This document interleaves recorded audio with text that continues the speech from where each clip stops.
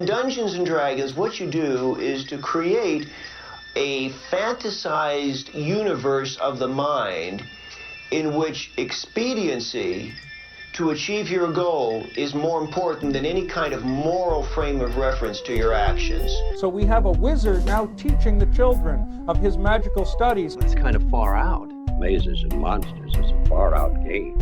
Swords, poison, spells, battles, maiming, killing. Hey, it's all imagination. Is it?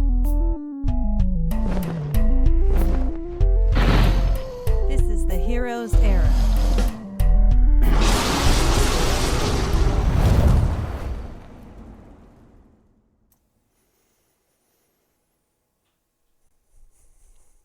Welcome to the Heroes Era. I'm your Dungeon Master, Ben, and we are playing a game of Dungeons and Dragons. I'm hoping that the intro audio came in. It looks like I'm having some audio issues on my end, but we're just going to roll with it here.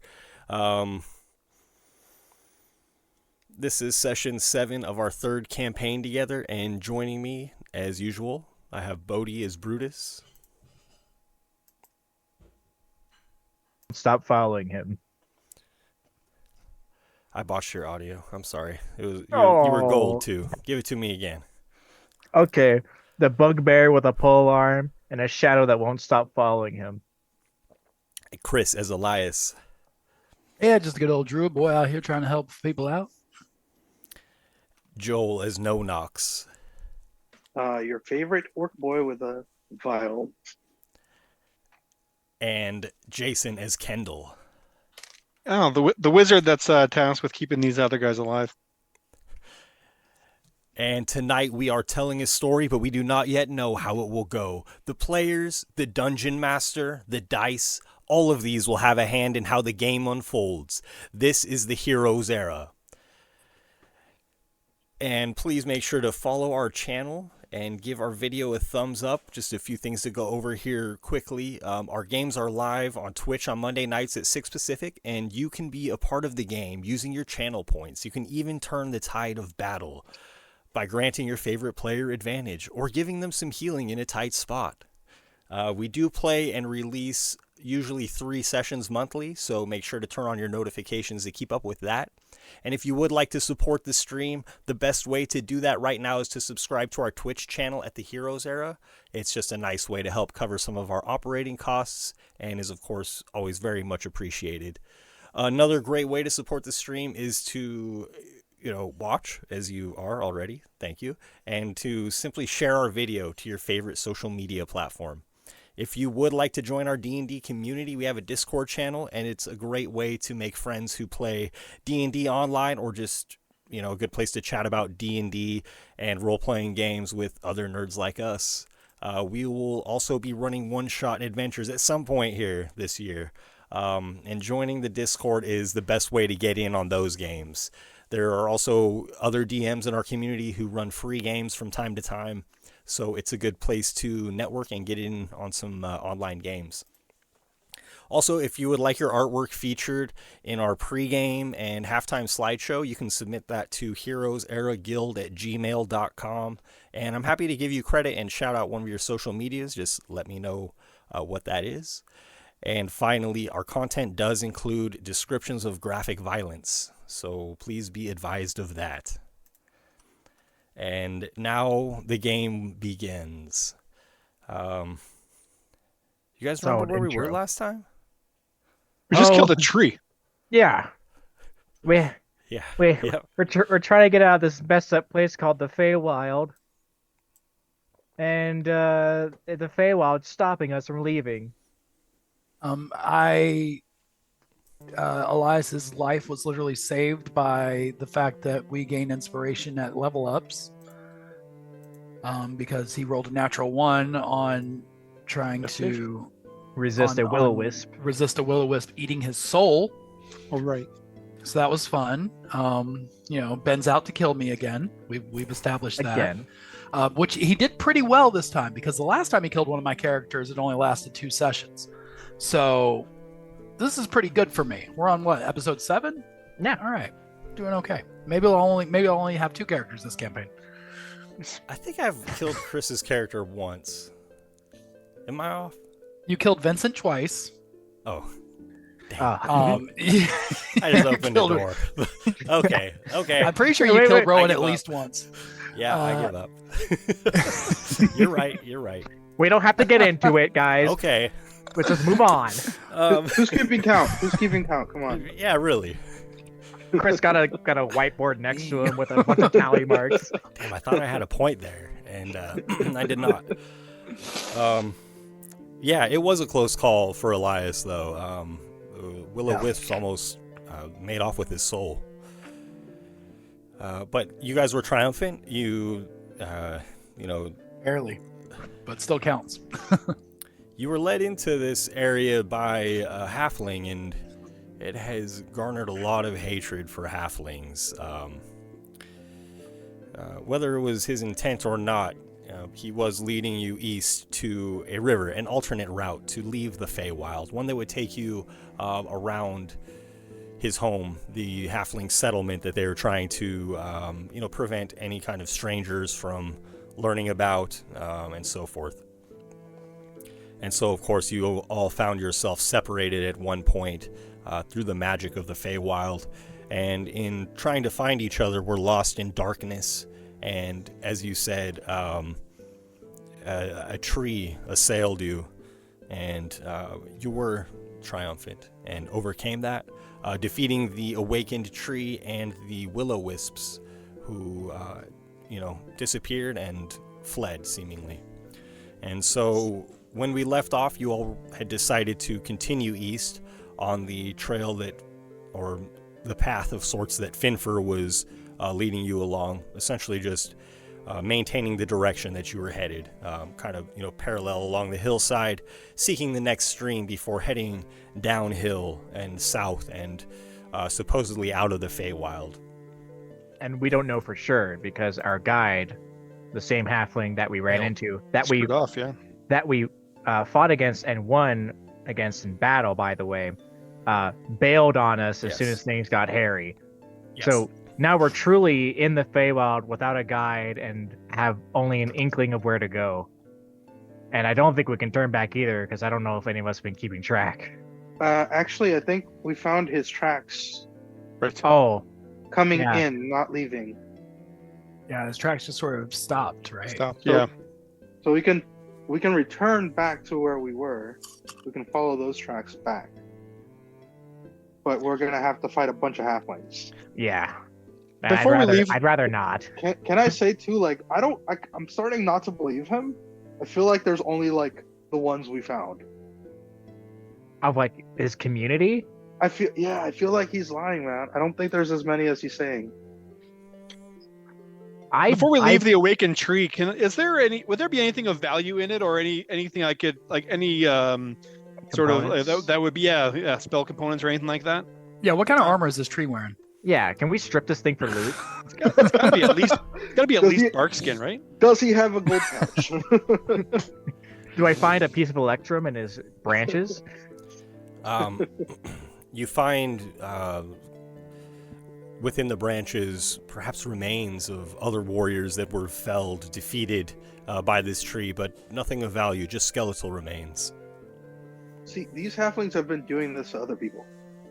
Like, I feel like it would be irresponsible to leave them alone. Well, no, I mean, we can't just automatically assume that every person that came upon this tree came upon them because of them halflings. I mean, that's not to say that it wasn't at least a few of them, but I mean, some of these fellas might have come across their own demise independently. No, I believe no Nox. I think he led us here to have us die. Because we're witnesses. We know where he lives. Yeah, no, I'm not disagreeing with that either. I'd put money on it. I'm fairly certain. So I don't think we can travel on our own. Yeah, I think if we try and look for him, we'd stay in here longer than we have to.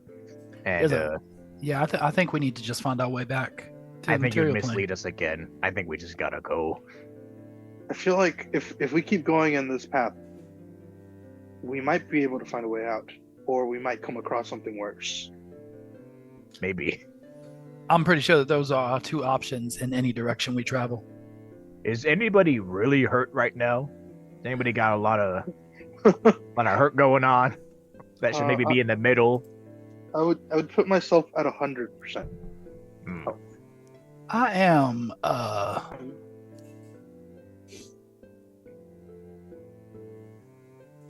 I'm a little bloodied. I would no, I'm not. That's not true. That's not true at all. Lie. I'm quite unwell. Okay. So we'll have you be in the middle, and we're just gonna keep going down more south. And I'm gonna try and coerce this thing, and I point to my shadow to be ahead of us and maybe trip any ambushes that might be ahead, any pitfalls, things like that. I had mentioned, Ben, in the last one that I'm going to use my illusion to kind of like, as we're going straight in a line, I'm going to create a musical illusion ahead of us so we have a path to follow. If whatever just happens to us happens again, in terms of like darkness and losing our way. Being split up and whatnot. Yeah, exactly. Just making sure we're going in the same path, just deeper in. Is that the plan? Right. I think Bodhi had mentioned south, but I think the idea was to go further east to the next river and then south. That's right. Oh yeah. Keep going east until we find a river and then follow the river. Sorry, south. I'm a little rattled. And if I can just throw out there during this little stretch here, at any point that I make any sort of active lookings around or anything like that, I'm going to give myself guidance to do that. Nice. Just out of curiosity, at the ready while we're in the Feywild. Were any of the bones around the tree like halfling sized? Yes. Actually, most of them seem to be halfling sized. I see. I feel like they knew this thing was here. Yeah. And they admitted it. Unless no halflings had returned to tell the tale.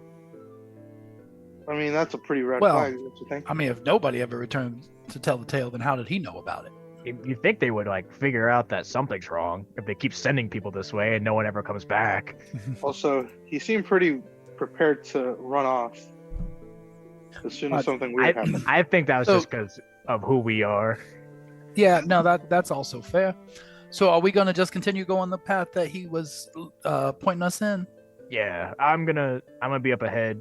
I'm gonna have this weird black blob go in front of me, and then maybe Kendall, you stay behind me, or in the middle somewhere. I'm happy staying right in the middle. Yeah, for sure.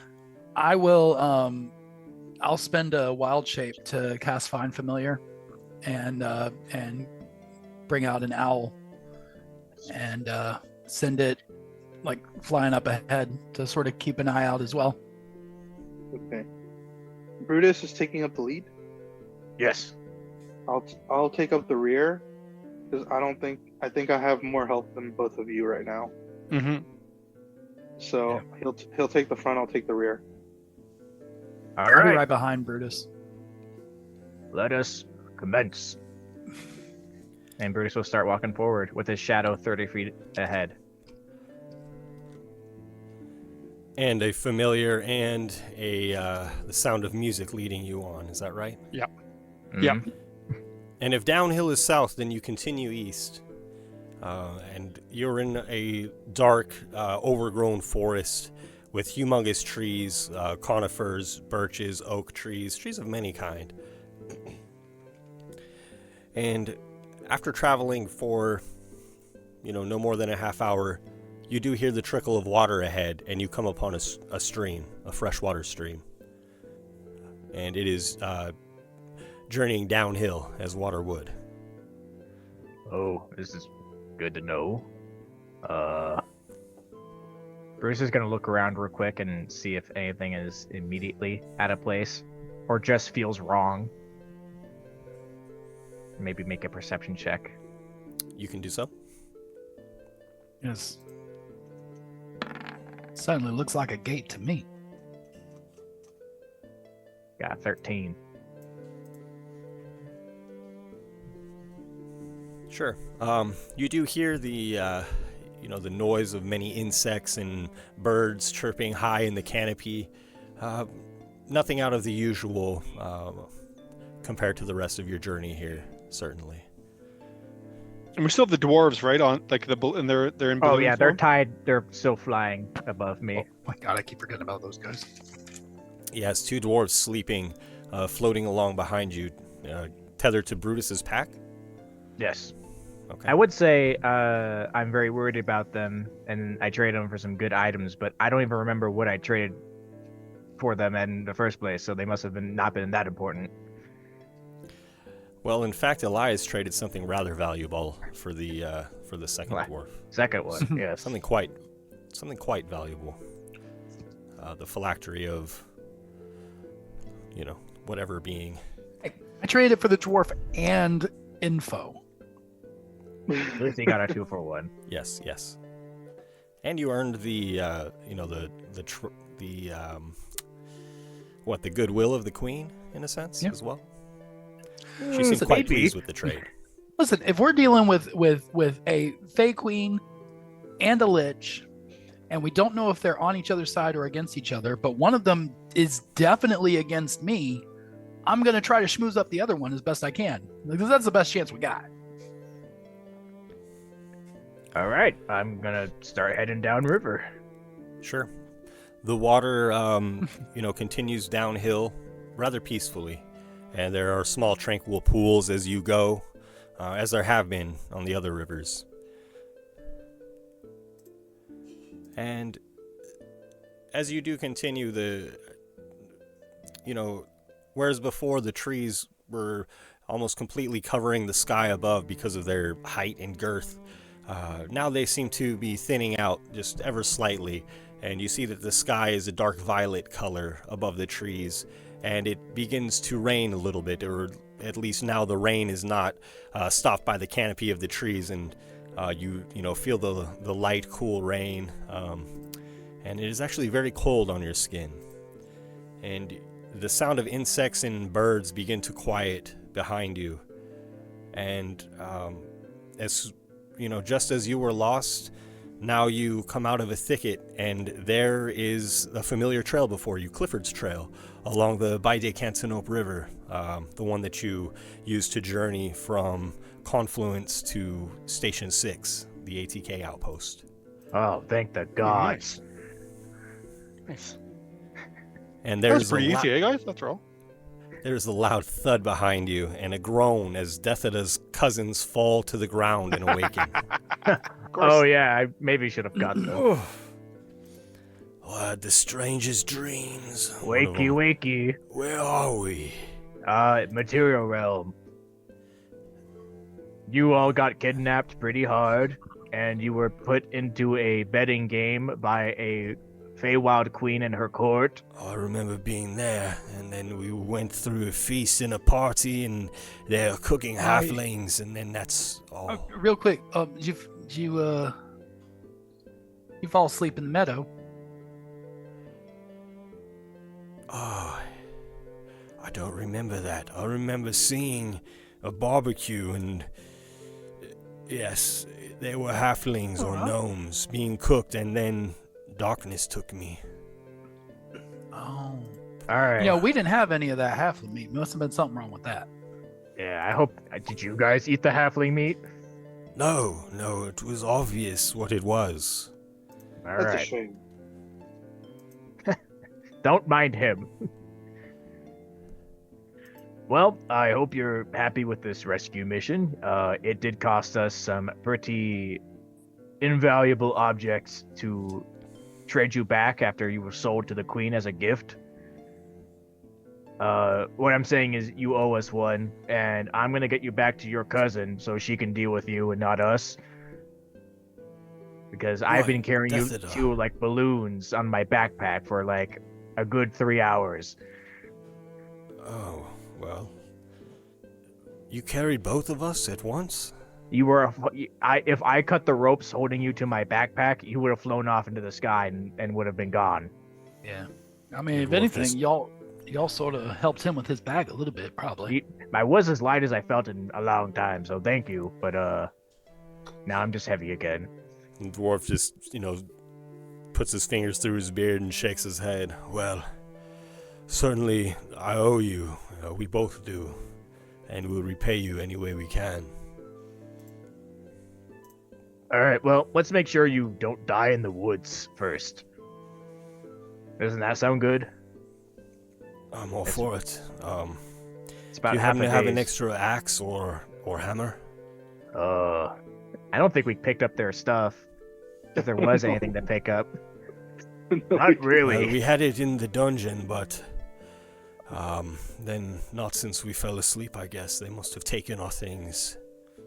Buddy, I've got a dagger you can borrow. All right. And the dwarf just, quickly inspects the dagger, slips it into his waist belt. And here's a light crossbow I give to the other one. And here's the bolts for it. I hope you're good with that. They kind of look at each other, accepting that this is the best that you have to offer, but... This is literally my only other weapon I have on me. Right, well, we will do what we can to help you. If we run into anything else, we'll try to make ourselves of use. Maybe next time don't fall asleep in the meadow.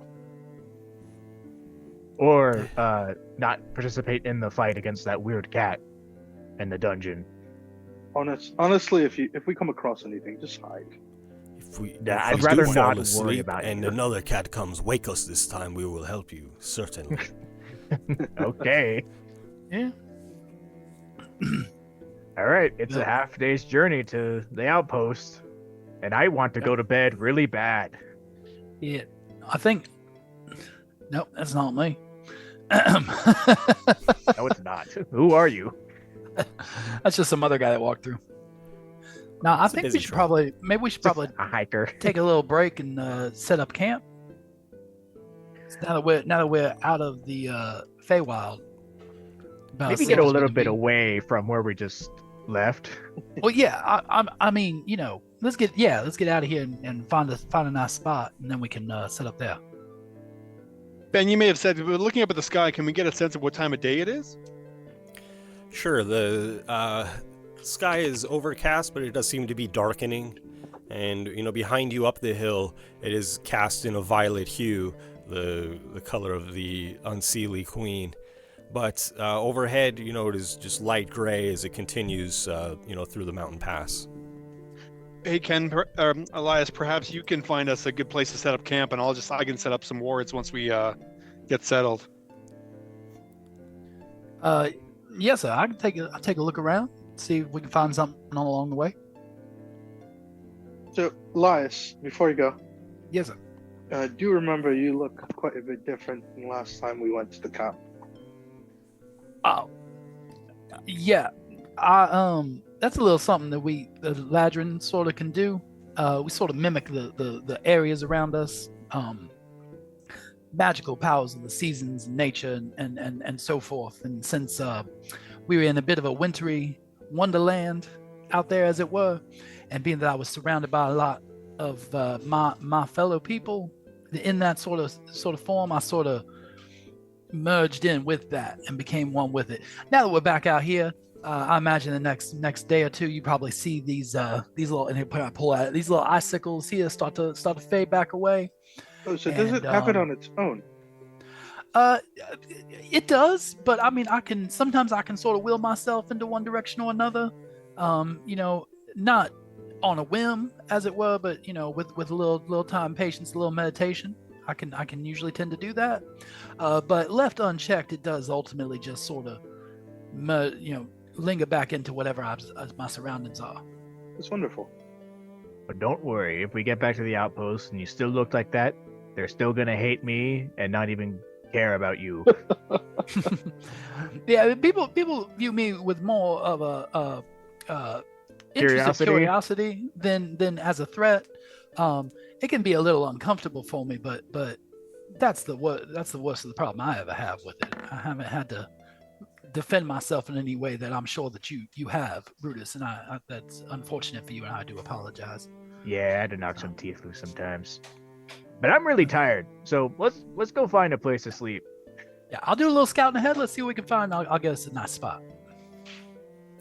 Elias, will you make a survival check for me, please? All day. Yes, sir.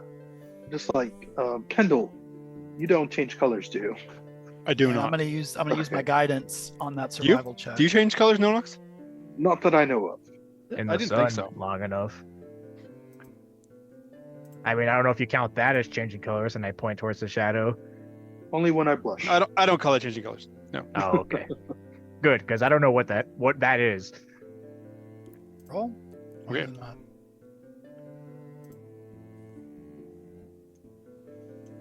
Okay. Hang on a second. Wait, you're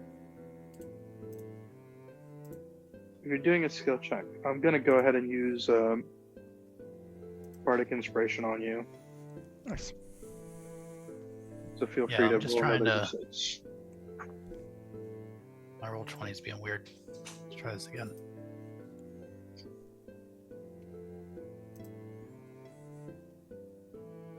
What do your Eladrin eyes see? Joel, you gain Okay. inspiration. Solid. You I will- do. Not Joel gets inspiration. No Nox gains inspiration. Yeah. No Nox doesn't get anything. There it goes, finally. Joel really messes look up at at this. work, and he's like, All "Let me right, redo so that." that's a 22. Sure, and this mountain pass ascends from the trail, not steeply at first, but there are small dells, perhaps, little small rocky or dirt outcroppings, and you can find one that would shield you from the path itself, and then also is covered nicely by a thicket of bushes. This might be a good place to stay for the night. Nice. Okay. Gentlemen, I think I found arrangements for the evening. Nice. This may be the best place you found for us yet. This is a good camp. It's good places for my my tent. Oh wait. Oh. I'll just sleep in a tree or something. I don't know. Well, I'll get a fire going. All right. So I'll probably take about a half an hour, Ben, and I'll kind of set up 3 alarm wards, kind of like in a triangle. Okay. With our camp kind of in the center, so that anything that was to pass in this space would alert the 4 of us. Sure. There's a game trail, leading to this spot that Elias discovered, and then there are a couple of small clearings, a little bit, raised from where you are. Those might be key positions for your wards. Cool. Yeah. Okay. I'll do that. And then I might once I get that all sorted, I might bring out my unseen servant and get him just to get a fire going and put my tent up and the sort of things that I can't be bothered to do. I'd like to help, but it looks like you had the fire on their way. Tell me, Bard, what do you think about the song? I think I've got just the one. So I'll settle down and start playing a song of rest for anyone that's taking a short rest here. Oh, I'll hit that. So that's another d6 of healing for anyone rolling hit dice. And it's just going to be carry on. So carry on my wayward son. Oh, I know this one. There'll be peace when you are done. Lay your weary head to rest. Don't you cry, no more. And then it's just Shadows like, Don't do too much, guys. They're gonna pull the advertising. They're gonna demonetize the episode. Don't do that. No, it's Nox, okay, we're off town, they'll never get it. No, Nox, as you play this song and it leaves your lips and goes through your fingers, you actually feel this song leaving you. This is a song you know well, you've played before, but as you continue to play it, you seem to lose it, forget it. Although your performance of it is not affected, it's almost as though you get to the next part of the song and then the part before that You can hear it, but you would not be able to replicate it. And you feel the song leaving your fingers and going into your instrument and charging it with magic. What? And so Nonox knows 15 songs, one of them being Carry On. And you have now lost this song. As you try to think of what you just played, you know, you recall the name, the main hook, but to play it on your viol would be fruitless. And as you complete the song, your viol begins to glow just momentarily as it is charged with this magic. And so, in this sense,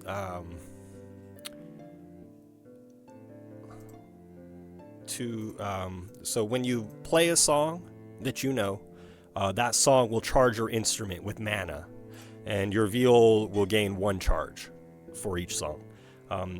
You can never play that song on your viol again. Any attempt to play the song on viol after this results in pain, and the attempt will fail. You might be able to transfer it to another instrument, but of course, it's not your best instrument, perhaps one that you're not as familiar with, and so that check would be made at disadvantage to perform that song. And if the disadvantage would simply cancel advantage, instead, the attempt is still at disadvantage. But then, when you use your viol as an implement, you can expend a number of charges to gain a commensurate bonus to a spell attack before making the attack. So say you've played 3 of your songs and forgotten them. Now your viol has 3 charges. You can use 1, 2, or 3 charges before you make a spell attack. If your attack hits, it deals an additional 1d4 of damage per charge expended. But it also gains a bonus, like a 1, 2, etc. bonus for however many charges you use to the attack itself. Cool. Very nice. Cool. And so learning more songs will require study, as it has in the past. And we can, get to that when we get to it. Gentlemen, I feel like I've lost something. Hey, Nonox, that song was good, though. Can you do that one again? Yeah, do it again. Do it again. Woo. Encore. It's been so long since I've heard good music. Maybe another day. Oh, okay. Well, then just, I guess, play Freebird. Oh, yeah, do Freebird. I like Freebird. That one's worth 2 charges at least. If he can pull that solo off, I'll lie. Hold up, let me get Guitar Hero. Let's make it happen. You just play it through your mic, like it's this horrible quality. It's just the button clicks, like you can't even. You can't hear the song at all. So you all have set camp and enjoyed some music, and whatever rations you may have, I hope you have. And night does come, and it is time to rest and sleep. The dwarves offer to take guard, as would be their turn. Perfect. Ben, before we sleep, I'd like to take some time. I've got a few books with various sort of topics in my bag. Want to see if there's anything that I might have skipped over or missed that talks about things that would eat halflings. If that's possible, if I can, I mean, it may not exist in what I have on me, but see if I've read anything about if there's anything, whether it's demonic or on our plane or in another plane that is known to eat halflings. Okay. Because that seemed quite bizarre to me. Specific. Yeah, specific as well. Yeah, you're right.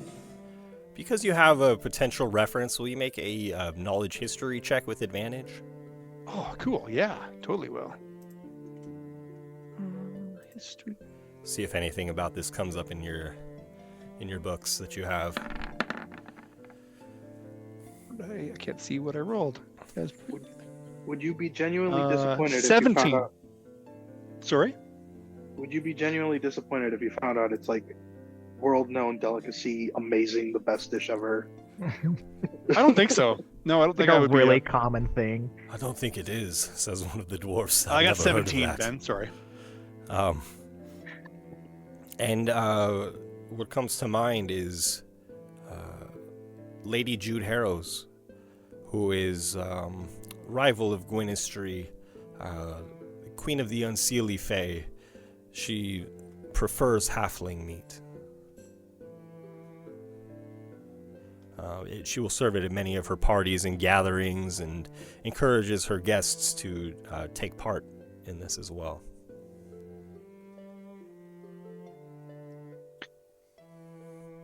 It might be good that we weren't around at that point, because she likely would have enticed us to partake and probably being offended if we had it not. Is that fair to say? Yeah, no, it probably worked out for the best. Yeah. I don't care much for halflings, but I wouldn't want to eat them.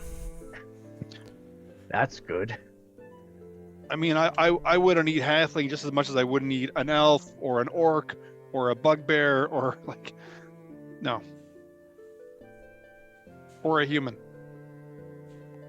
You didn't specify that, and I was wondering if you had some weird cannibalistic tendencies. The dwarves raise their eyebrows.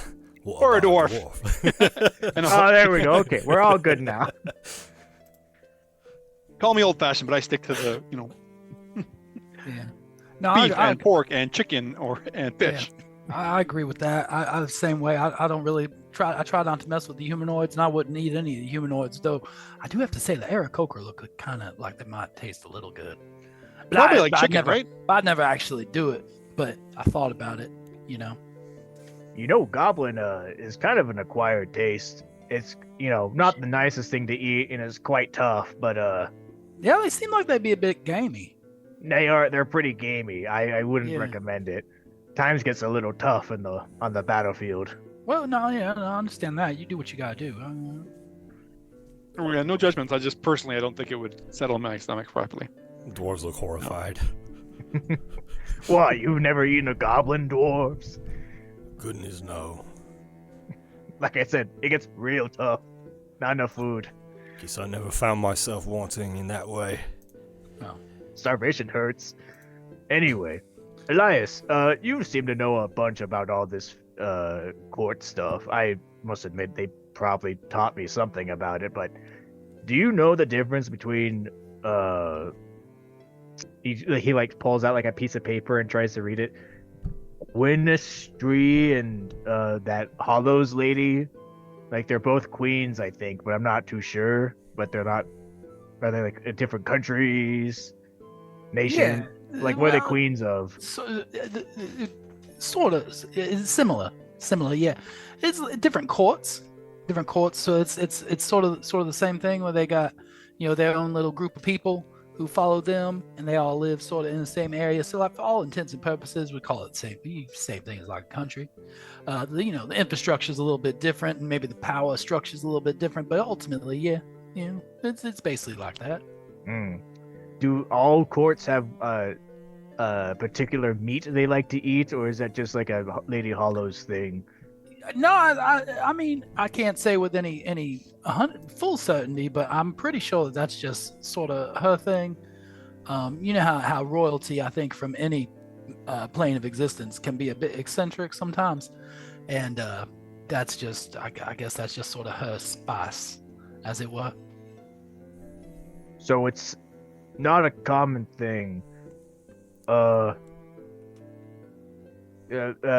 Kendall over there mentioned the Unseelie. So they're not Seelie? What is Seelie? Well, those are some of the courts.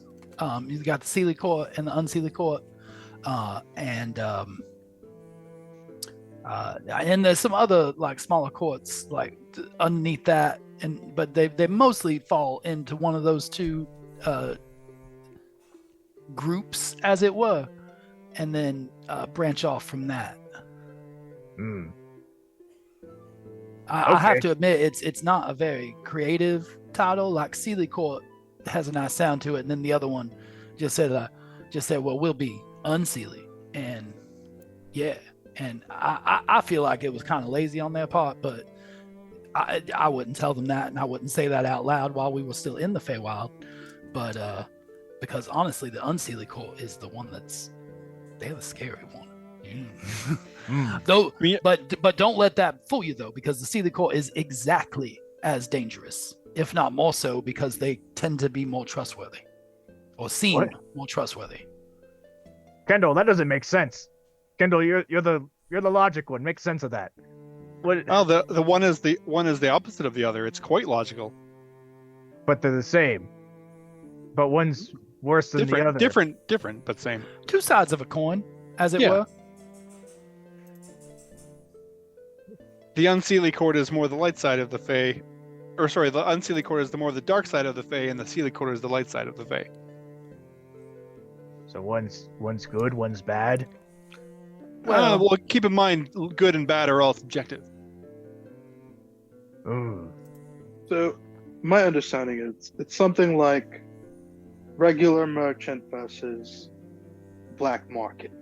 Like they'll both screw you over in some way. Oh, that makes sense to me. Because I ran with a merchant for a bit, and he did some illegal stuff, but he was mostly above board. Okay. Think of the Unseelie Court as a crime boss, as it were. Someone who you know they're nefarious, you know they're up to no good, you know they're trouble, and you know they're powerful. Yet sometimes you have to do business with them. On the other hand, consider the Seelie Court to be a politician who you think is there to help you, who will tell you they are there to help you, and who will do a lot of things that seem that they're working in your direction. But ultimately, at the end of the day, when you peek behind the curtain, you see that both of them have the same motivations, and they are very much involved in self-preservation and self-advancement. I'd rather go for the crime because they seem more honest. Indeed. And I at least know they're going to try and kill me if I do bad. Yes, at least the knife will come into your chest and not into your back, as it were. I've been stabbed in the back, it hurts. And she mentioned, Ben, that she wants to kind of take over the domain of Gwynistry. Can I do a religion roll to see what I know about Gwynistry? Because I don't personally know anything. How about a history check? Oh, okay. Sorry, I thought it was a deity. That's why I thought religion. Sorry. No, that's fine. Cool. Yeah, that's here I'll get rid of that. Let's go. Gwyn is an inherently religious name. We own 11. Okay. Gwynistry is, Queen of the North. The elves of Nimnailah are her people. They're descendants of an ancient Eladrin line, and these elves would welcome, good-natured, people to their region. Typically, they might not be considered lawful, perhaps neutral, or even to some they might seem more chaotic. But that they seek to maintain the forest and the sources in North Hedlevin.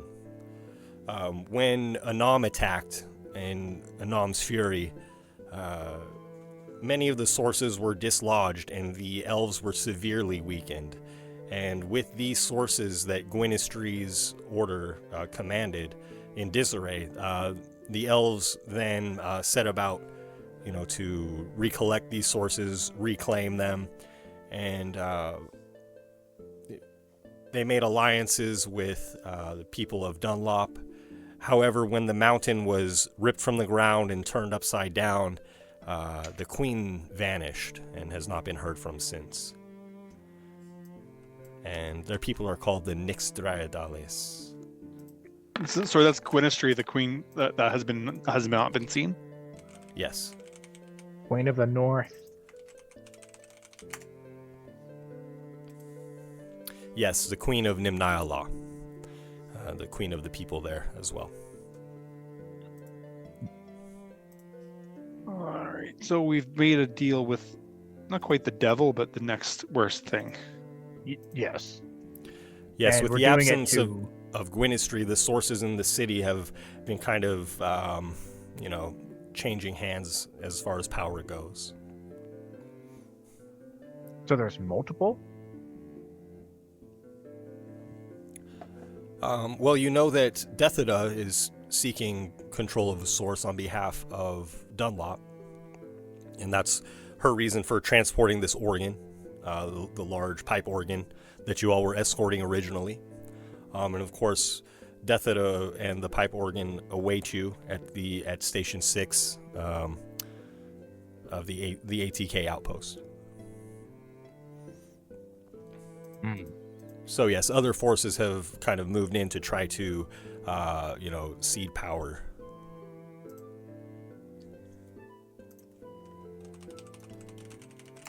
Interesting. I'm sorry, I used cede opposite of what it means. To take power.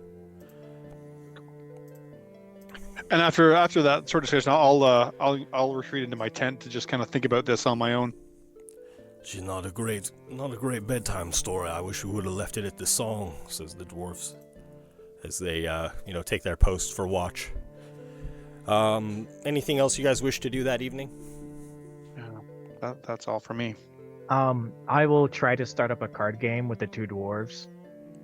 And halfway, if they choose to accept, halfway through the game, the shadow that follows me will turn into the silhouette of Friend, and we'll sit down and try to join in, but we'll have a bit of trouble.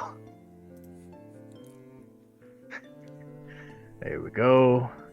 Go fish.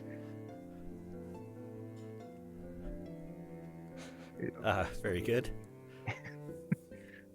It doesn't. Yeah, I don't win. I suck at Go Fish.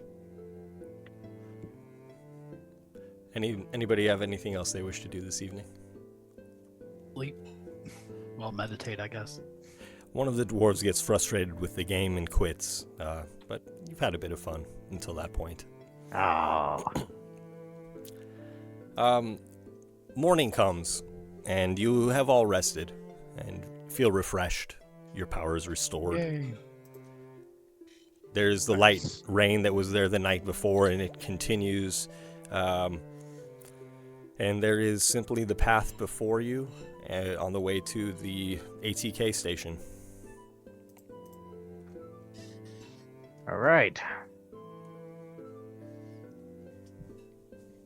I'll take some time to study my book, and I'll bring out my unseen servant again to help take down our camp while I'm doing my preparations.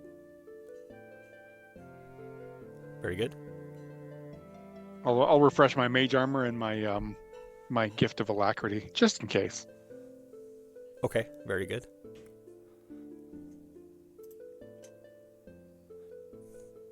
Then you all are ready to head out for the day? Yeah. That should all be for me. All right.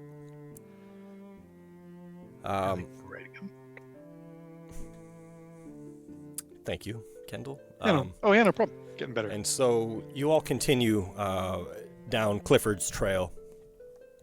And this should take you to the ATK outpost where you parted with Dethida. Maybe a half day's journey there. And after several hours, 4 to 5 hours of, hard walking, the dwarves are quite anxious to get there. So they're, happy to move at a quick pace. Nice. Just kind of stomping ahead without any belongings. And the path kind of steers away from the river for a time, and you find yourselves surrounded by trees on both sides. And the river is, perhaps a half mile south of you now, as the path is going to wind slightly north and then northeast to where there is a river crossing at the outpost. And I'm sorry, I don't have the outpost marked on the map, but I am pinging the location. Right on. Is that at that junction? Yes. And you have been there before, and you recognize that you're getting quite near to this place. And you kind of clear some of the larger mountains to the north, and the sky to the north has cleared up a bit on this day as well, and you see the looming mountain of Mount Hetlevin that has been turned upside down, and clouds kind of surrounding its base, which is now its peak, and pointing out through the clouds in the far distance, you see just a bright spire glistening in the light of Shograflees, almost like a large crystal tower being built upon the upturned mountain. Of course, this is many, many miles in the distance, far north of you, but you can see this as you round, one of the mountains in the trail. And then, knowing that you are close, you hear a loud crashing sound. And again. And you hear several loud crashing sounds like thunder ahead on the trail. What the heck? I The think someone dwarves brought kind of cannon. stop. I'd like to create the illusion of a small bush and hide in it. My minor illusion. The dwarves go and crouch next to you, trying to hide also. Nice. Ben, we've been close to like wars before. Does this sound like a battle that's raging? No, Nox, will you make a perception check, please? Does this sound very familiar, Ben, to Brutus? Brutus, make a perception check as well, please. With advantage? Because I've been in war before. It'll be a straight check from each of you, please. Aw. You gotta try, guys. You gotta try. Always ask. You did better than me. 13. Sure. It's 11. This is the sound of something heavy smashing into buildings, barricades of some sort. The sound of a siege. Oh boy. Brutus brings out the shadow and puts him ahead. And is going to look at the others and be like, there's a siege happening. I don't know who's on which side of it, but seeing as how we're close to the outpost, we might be fighting with no help. And you are looking keenly down the path, and you see momentarily a large boulder crest the tops of the treetops and then disappear, and a moment later... Yikes. That looks like giants to me. Or it could be. catapult, maybe. I hope it's a catapult. The I hope dwarves it's a look at giant. each other nervously. I've never met a giant. I don't want to meet one today. I'd rather You want fight a me to- giant than like 20 people. Should I sneak up there, see if I can figure out what's going on before we barge into it? Yes. Frankly, all the stories of giants I've heard are not good. Okay. We will guard Kendall here. Hang tight for a sec, and I will wild shape into a harmless, innocent little squirrel, Oh. and just into that and scurry away ahead to see what I see. Nice. Okay. Are you going down the path or through the trees? I'll go up and through the trees. Okay, kind of meandering along the edge of the trail within the tree line. You travel perhaps a quarter mile, and then around a bend, indeed, you see two hulking figures, and you smell them when you see them, and it is the smell of, terrible BO and like a filthy dive bar. And you see them, scoop up clumps of rocks from the path and kind of sift through them for a very large one. And they step back and heave these boulders forward. And you can see down the path further the small stone walls that are the barricade of the ATK outpost. And one of these boulders smashes into the barricade and just explodes. And will you make a perception check for me, please, Elias? Yes.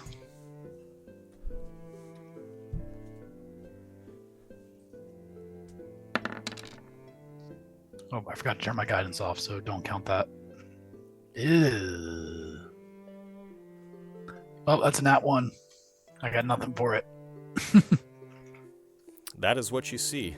These two giants scooping boulders and heaving them a far distance, kind of, chuckling to each other, quite pleased with themselves. Squirrels have tiny little eyes, so it's hard to see much more than that. All right, well, I'll turn and scurry back to meet up with the rest of the gang. And what was it? And Elias will pop out for him and spit out 3 acorns. Ugh. Sorry about that. It's giants. Plural? Yes, sir. Yeah, two of them. Oh. Flip mountains upside down giants? Well, not mountains, but more like, and as another boulder careens over us. Like that. All right. All right. I mean, we fought a very, very gangly cat while we were pretty hurt. I think 2 giants will be no problem. Yeah, I mean, they would just these were. I'm sorry. I guess I should ask this. Were these were hill giants, or these giants look clumsy and ogreish, but are the largest beings you've seen. Is this bigger than fish? Yes, they were bigger than fishes. Fishes. All right. Well, did you see anything coming from the camp? Are they fighting back? Nothing that I could see, but I was only near there for a moment. I didn't want to risk them catching on to me or me slipping out of a tree and popping out of the form or whatever. It was not been a good circumstance for me to be there by myself. So I just got a quick glance at what it was and headed back. Now I think we could probably get the jump on them. We could probably take them pretty easily, but I'm not to say that it would not be a hard fight and that it wouldn't hurt, but it's doable, I think. What are the chances of us, let's say, getting the jump on them and at least one of us not dying? Well, we know that they are there, and to the best of my knowledge, they are unaware of our current location or even existence. Are they next to each other? Are they They were next to each other. Yes, sir. Yeah, they're traveling together. Pretty close. We do have the element of surprise, and we also do have the element of the trees, because they wouldn't be able to fit in the forest areas that we would be able to fit into. We also have the element of that they are assaulting a bunch of people who probably could use some help. We also have a Brutus. I haven't killed a giant before. Let's do it. I certainly don't want a rock to the face. Me neither, man. Then hide behind a tree. All right, if we're gonna do this, we're gonna do it smart. The dwarves look hopeful. Right. Let's go sneak in. Kendall, come up with a plan. Come up with a plan? Yes, the dwarves' faces sink.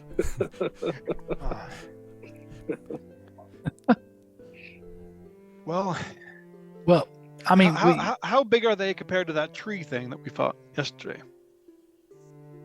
How big are they compared to that?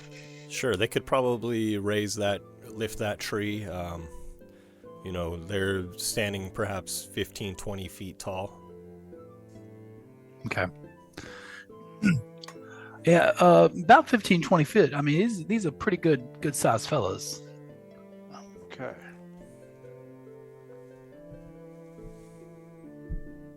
I would like to cast Pass Without Trace on all of us. Yeah, you do. Nice. Thank you. Just to clarify, Ben, did we take a long rest? Because I remember somebody said something about sleeping. Yeah. Yes. Yes. Yes. Yeah, we did. Okay. Yes, you all rested well. Yeah, can we sneak up in the forested area and that's along the pathway?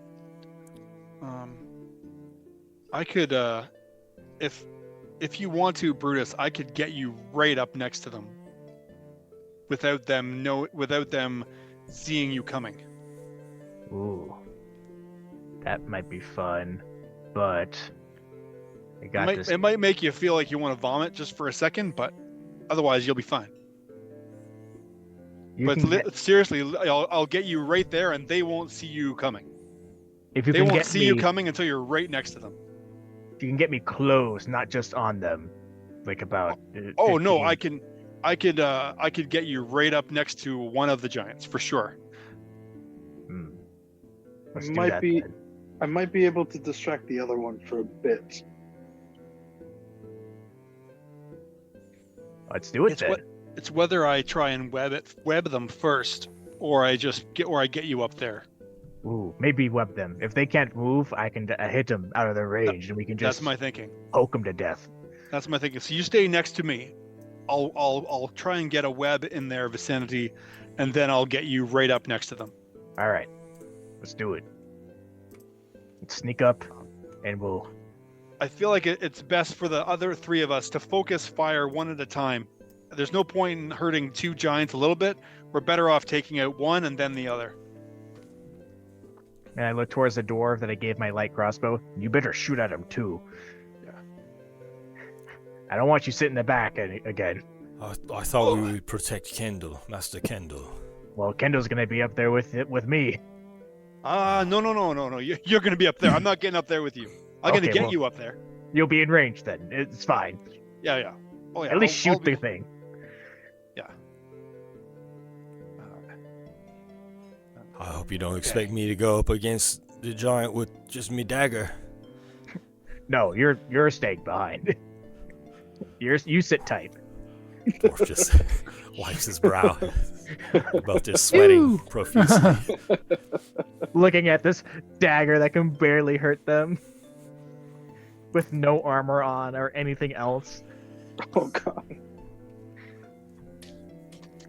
Need something bigger than that. Put the butter on my bread this morning.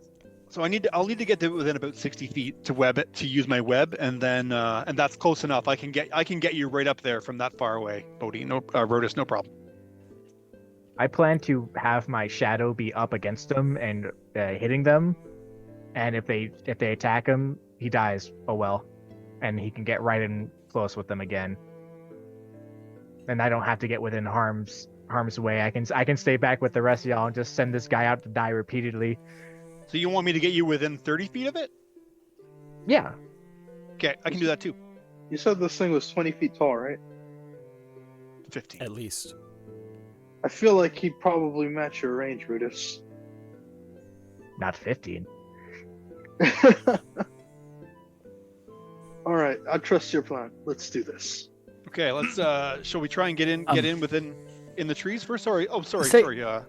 No, that's all right. But also, Brutus, before you get up toe to toe with these fellas, would you like to be able to look them in the eye when you do it? I don't know what that means. Just say yes. Would you like for me to make you very large? Oh, yes. All right.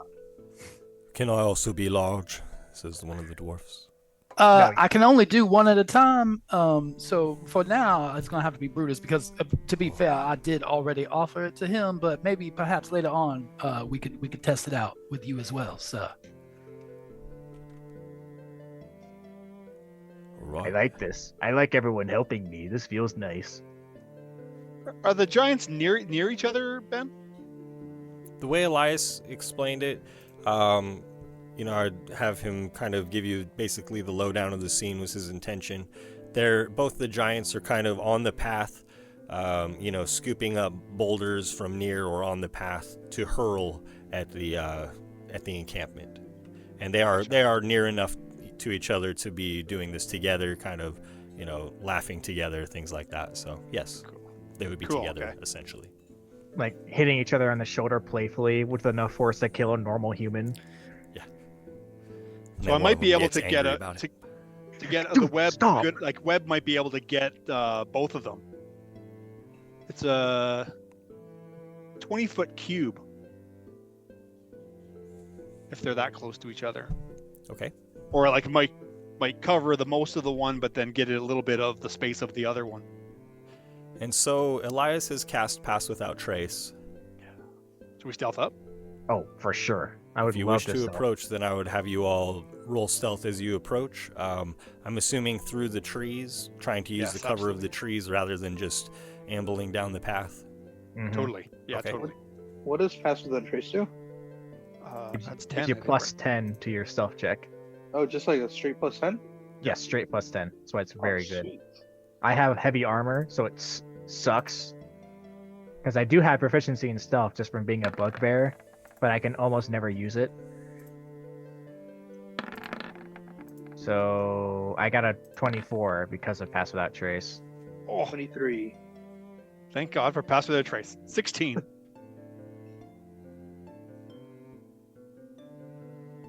Mine's coming. My roll 20 is being very difficult today. It's Alrighty. like watching a printer warm up. Pretty much. Okay, stealth. Almost there. Wait Come on. for it. I just need to 27. print one page. And 27. That's worth the wait. I'll make one roll on B. Was this cast upon the dwarves as well? Yeah, I would have covered everybody in the party. Okay, I'll roll once for them. Ooh, Boom. stealthy dwarves. There you go.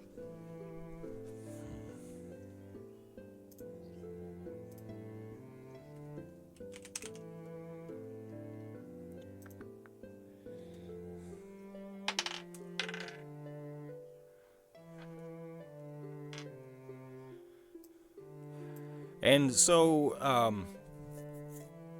you move through the trees to the north of the path very quietly, very subtly. And just as Elias had described, you see before you the two hulking figures of these giants just kind of almost lazily hurling these stones a tremendous distance. And you see the small stone barricades and a small moat in front of the barricades as well. And about how far, or rather, how close would you guys like to get before you spring your plan? I need to be at least 60 feet. Okay, so you're trying to get quite close within the trees so that you can cast web. Is that A right? web. Yeah, I'm going Okay. to throw a web. Yeah. Okay. And I'm sticking next to him because he's gonna move me. Yeah. Sure. As you guys approach your strategic position, will you all please make perception checks for me? Yeah, just normal perception checks, please. 13. Wow, guys. 12. 8. No I'll knocks take in that. the clutch. I'll take that 20. That's a dirty 20. As you all are approaching, Kendall, first you notice that trees around the path have been cleared away for, anywhere from 15 to 30 feet. So if you were to cast your web, there are not a lot of places to anchor it to, it would seem. Okay. And I will give you guys a visual on this in just a moment. Cool. No Nox, as you're approaching, not only do you see the two giants there just lazily hurling boulders, but you see another one, another giant. It looks, first you see like a hulking roll of flesh, just its back as it's scooching forward through the forest to the north of you, crawling through the underbrush. Every once in a while, a small tree will just be crushed by it as it crawls forward, seemingly trying to sneak up on this outpost, moving its way towards the outpost. And not only that, but you see a small group of goblins within the moat on the side of the giants, and they have their backs to the wall, and are kind of like nervously looking over it. And quickly they'll stand and try to, make a stabbing motion. You could assume there are perhaps warriors on the other side of this wall. And these are, barricades that were made from loose stones in the area. The wall is, only a few feet high and maybe a couple of feet wide. So, but it is enough to separate the moat from the encampment beyond it. And so you notice this third giant and then the small cadre of goblins.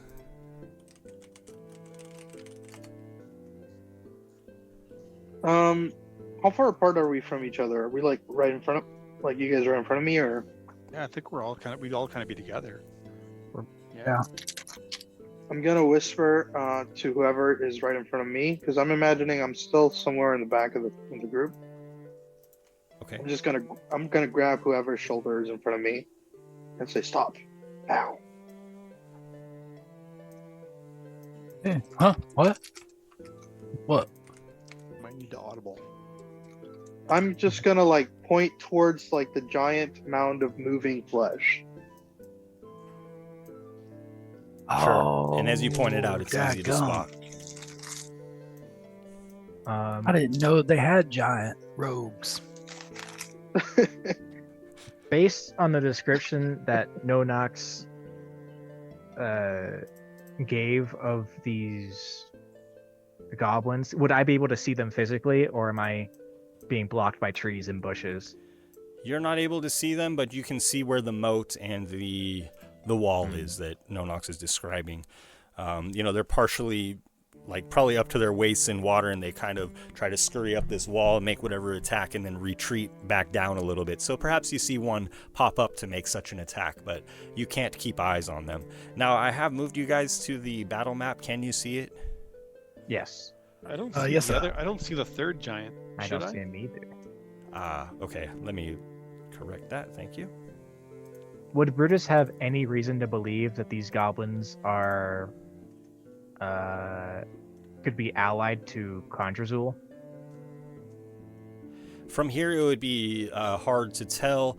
However, Condrazul does not make allies with giants typically. Okay. And these goblins seem to be working for these giants pretty clearly. Alright. As long as we know that. Well, 3 giants certainly do change things. Do you think it might be wise to the go third after the one? Yeah, I agree, Brutus. What if we go after the one in... Yeah. Yeah, we could take him and sort of just all pile up and burn him down real quick. And they we may be far enough away. The other two may be dumb enough not to realize what's happening until it's over. Or can't get to us in case they do notice because of all the trees. I've got a bit of an idea. Hear me out. What if you see those two, the smaller ones? What if we make them fight each other? Ooh. How do we do that? Well, that's a question for you, my friend. Yeah, smart guy, you figure it out. Giants somehow. I do actually speak their language, but oh, you do? Oh, there's actually a chance. He said you do it. That was amazing. You know, it would be great if you could figure out my plan. Get on that, would you?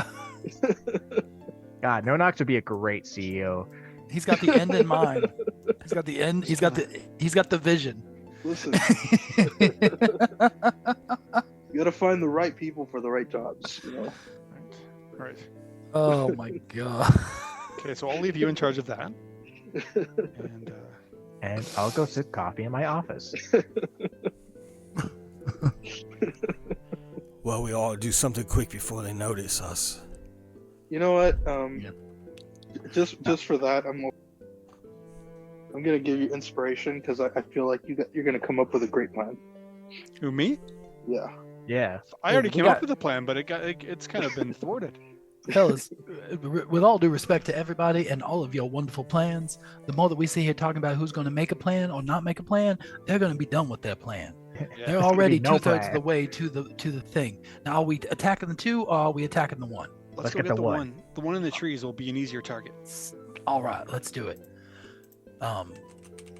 I'm gonna hold off on making you big, Brutus, since we don't want to draw too much attention to this one. But once the other 2 are engaged, we're gonna do that. All right. Should I? Maybe I make him small. I got this, boys. And I'm gonna stealth up ahead towards the big guy, the solo big guy. Okay. And I'm make going a to follow stealth you, check. Elias. I'm sorry. I'm going to follow him. Sorry. Yeah, I'm man. gonna follow too. No, that's fine. Okay, whoever is moving forward with Elias, please make a stealth check as you proceed. Okay. All right, And we then. still have pass without trace. So everybody add 10. Oh, that one roll was really good. Oh well, 11 or 21. 33. 16. 23. And the giants seem engrossed with their task. The 2 who are hurling stones paying little attention to anything. The one crawling through the trees just with its eyes focused forward on the encampment. Okay.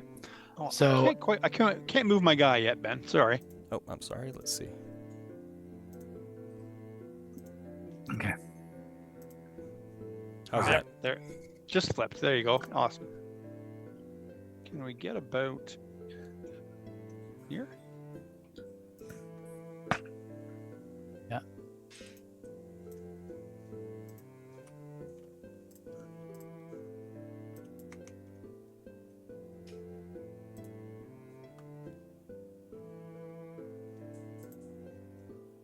I'm gonna pull my shadow out as well.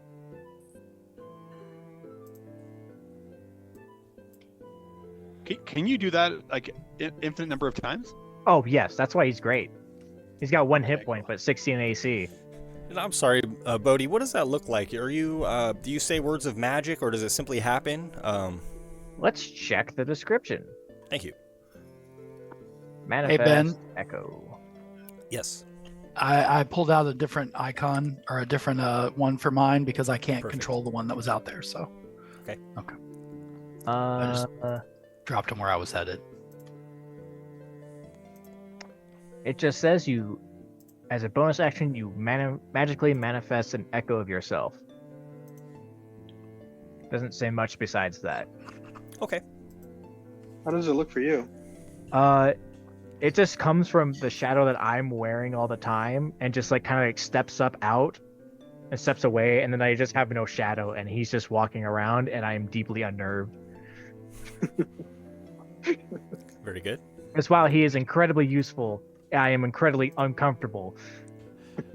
And No Nox, are you proceeding with the group or are you hanging back? I am. I'm the least quiet of the group currently. I'm at a 16 stealth. Oh, thank you. And the dwarves will kind of stick by you, No Nox. I will make a roll for them. Go ahead. Up ahead. Okay. I'm in a good spot. Okay, and so you guys were able to, close the distance and get quite close to this giant. Now would be the time to act if you wish to. Will everybody please roll initiative for me? Of course. Oh, why? Yes. That's a nat 20 on initiative for a 22. I'm gonna use my inspiration to reroll my initiative. Got a nat 1, so my initiative is 12. Remember, you do have Bardic Inspiration. You can use it on initiative. Me? Oh, Kindle. I do. Kindle. Yeah. Yeah. Can I get D6? Yeah.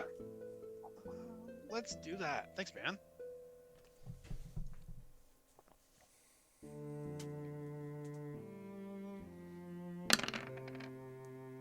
Oh, perfect. Hey, there we go. Okay. Nice. And now my initiative is, I can do 18. math. 18. 17. Wait. No, 18. Was that 18? Was that 12? Or I just see the 11 there. You got Yeah, 12. Cool. 18. I'll take 18. That's great. Okay, Elias, you can act first. All right. Elias is going to get just what she is now, right at 30 feet away from this hill giant. And he is going to, what's this one? Okay, he's going to take out of his little component pouch a pinch of, where's the thing? There it is. A little pinch of powdered iron.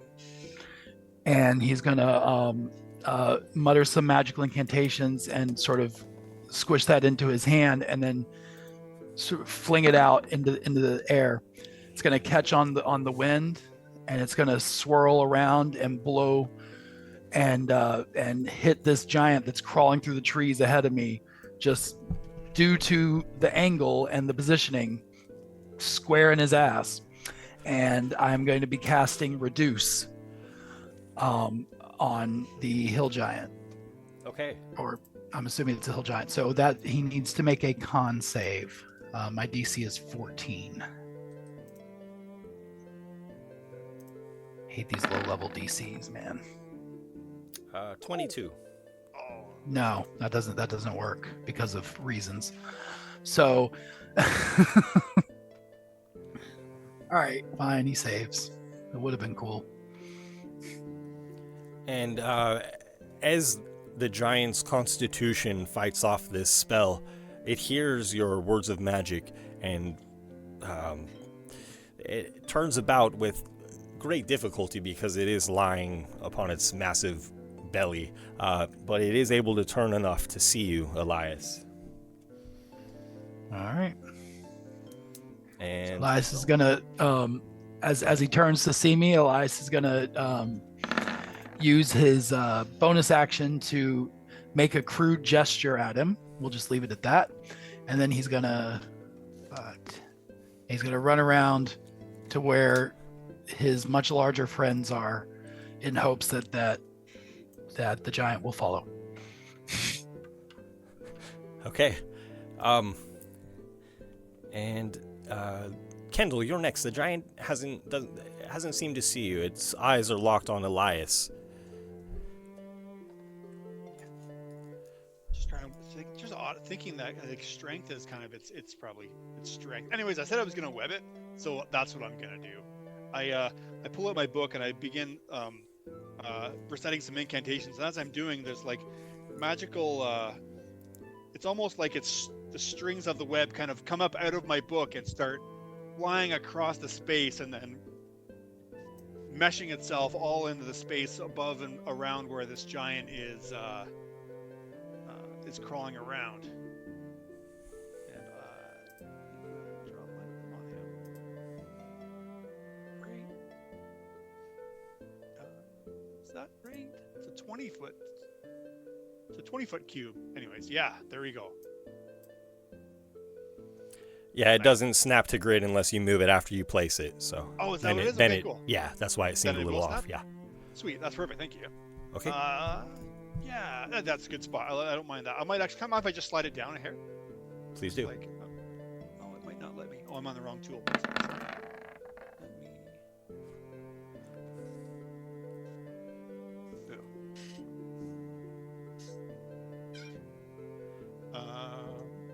And then I am going to just because it heard me coming from over here, I'm gonna try and just move into this tree over here.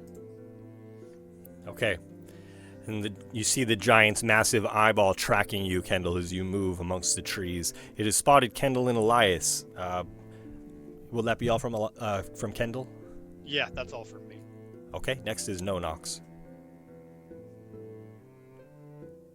Oh, buddy. Oh, no. What? I think I just clicked on roll 20. Okay, give me 1 second. while I reload. And while we're doing that, I have questions for you, Ben. Sure. So for is he considered prone at the moment since he is crawling? Yes. On prone specifically, it states in the condition that you have to be within 5 feet to get advantage on a melee attack.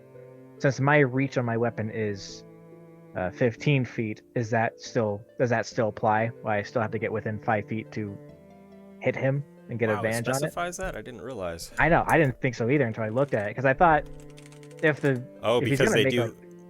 Yeah, I'm sorry, because they do have cover from ranged attacks, so it's probably interesting. I think it's because you have to be like right on top, because you're basically like just coming right down on top of them. Right. So does that still apply? I'm gonna have it not grant advantage, but it won't be at disadvantage. It'll just be a normal hit if you're doing it from range. Okay. And my last one being, I did not specify. I used the whetstones this long rest. Could we say from now on that is a part of my normal routine, as in weapon maintenance? Because I keep forgetting I have those. Yes, I will allow that this time. Make sure you mention it next rest. Okay. Will do. That's all I got. It does say that you have to be right over it, otherwise it's at disadvantage. So we might do that in the future, but we'll leave it so that you don't have disadvantage against it, Brutus, as long as it's within your range. So that's interesting, because then a ranged attack, if you're adjacent to it, if you make a ranged attack though and you're 5 feet from it, then that still has advantage. Does it say specifically like weapon attacks or melee attack attacks? Rolls. An attack roll against the creature has advantage yeah. if the attacker is within 5 feet of the creature. Otherwise, the attack roll has disadvantage, which would cover the ranged attacks. It would probably cover Brutus's situation too, but we'll roll with what I said. I mean, if you were laying down flat on the ground and I was standing within 5 feet of you with a bow and arrow, I think I could probably hit you pretty well. If you were prone and I shot you from with 10 a gun, feet or more away, it would be maybe harder because you're laying down flat. But like 5 feet, I could probably do that. What if you had like a long axe for chopping wood and you were you couldn't reach? We couldn't reach it from 10 feet away, so that's a stupid question. No, but even like assuming that you could, though, that's a little bit harder to like figure out the trajectory as opposed to just coming straight down. Yeah, that's totally. Is. Yeah. So I don't know, man. Joel, did you fix your roll 20 yet? Because this is getting weird. Yes. Go ahead, no knocks. I was just waiting for you guys to talk it out. You know, a quick little rule discussion. Yeah. So I'm gonna close the distance a little bit. Okay. So I'm gonna move from where I'm at. Man, these new tools, I'm still not used to them. Okay. I am on the wrong one. I am also okay. This is annoying. Roll 20. Who did this? I can't move my character. Oh, I'm sorry. Let me make sure you have control. Gosh, I'm trying to fix this on my end every time I do it. So sorry, guys. It's our first episode this week, so be patient with us, please. Wait, this week? He's not wrong. It is our first episode this week. It is our first episode of this week. You should be able to move him now, Joel. Okay. Let me try one more time. This thing is nuts. Okay.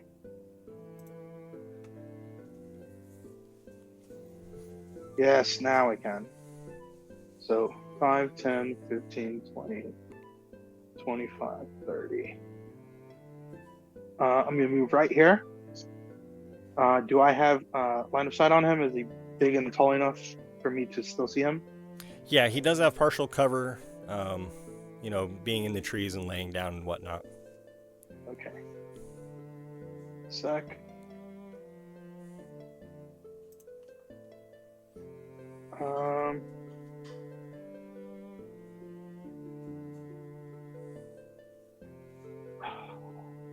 Measure lines center. Okay. So he's still a little too far for me to do what I want to do. So in that case, I'm going to use my bonus action. to Adrenaline. yeah, no. Oh. Actually, I could. Yeah, you know what? I'm gonna save my inspirations. I'm gonna use my bonus action to use adrenaline and move another 10 feet closer.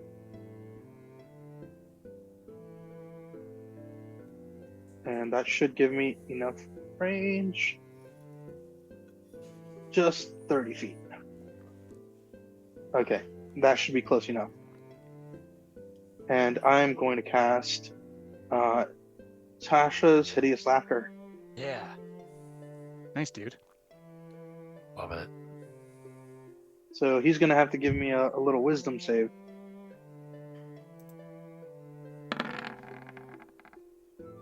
And that is 13. A fail. Wow. Okay. Yeah. Nice. So the creature you can see within range. Everything is hilarious to it. I'm going to scream at it. It's big and ugly and not quite too bright. I'd show you with a mirror, but you'd break it. Oh. Comes the giant's laughter, and Brutus is from behind you. He finds it quite funny as well, apparently. Crass humor. So, it perceives everything as hilariously funny and falls into a fit of laughter. If this spell affects it, the target must succeed on a wisdom save, which it failed. It falls prone, becomes incapacitated, and is unable to stand up for the duration. What does incapacitated do? You can't take actions or reactions. I know this because I use a spell that makes things incapacitated quite often in another campaign. Is that all from Nonox? And your move becomes 0 as well, right? Yep. And yep, that'll be actually. I'm going to use the rest of my movement to back away. So I've got another 20 feet. I'm going to move right back to where I was. Okay. The dwarves rush to your side, Nonox. They're quite frightened by these giants and are mustering every bit of courage they have just to stand by your side. I'm going to whisper at them, can't hurt you now. If you've got a weapon you can use from this range.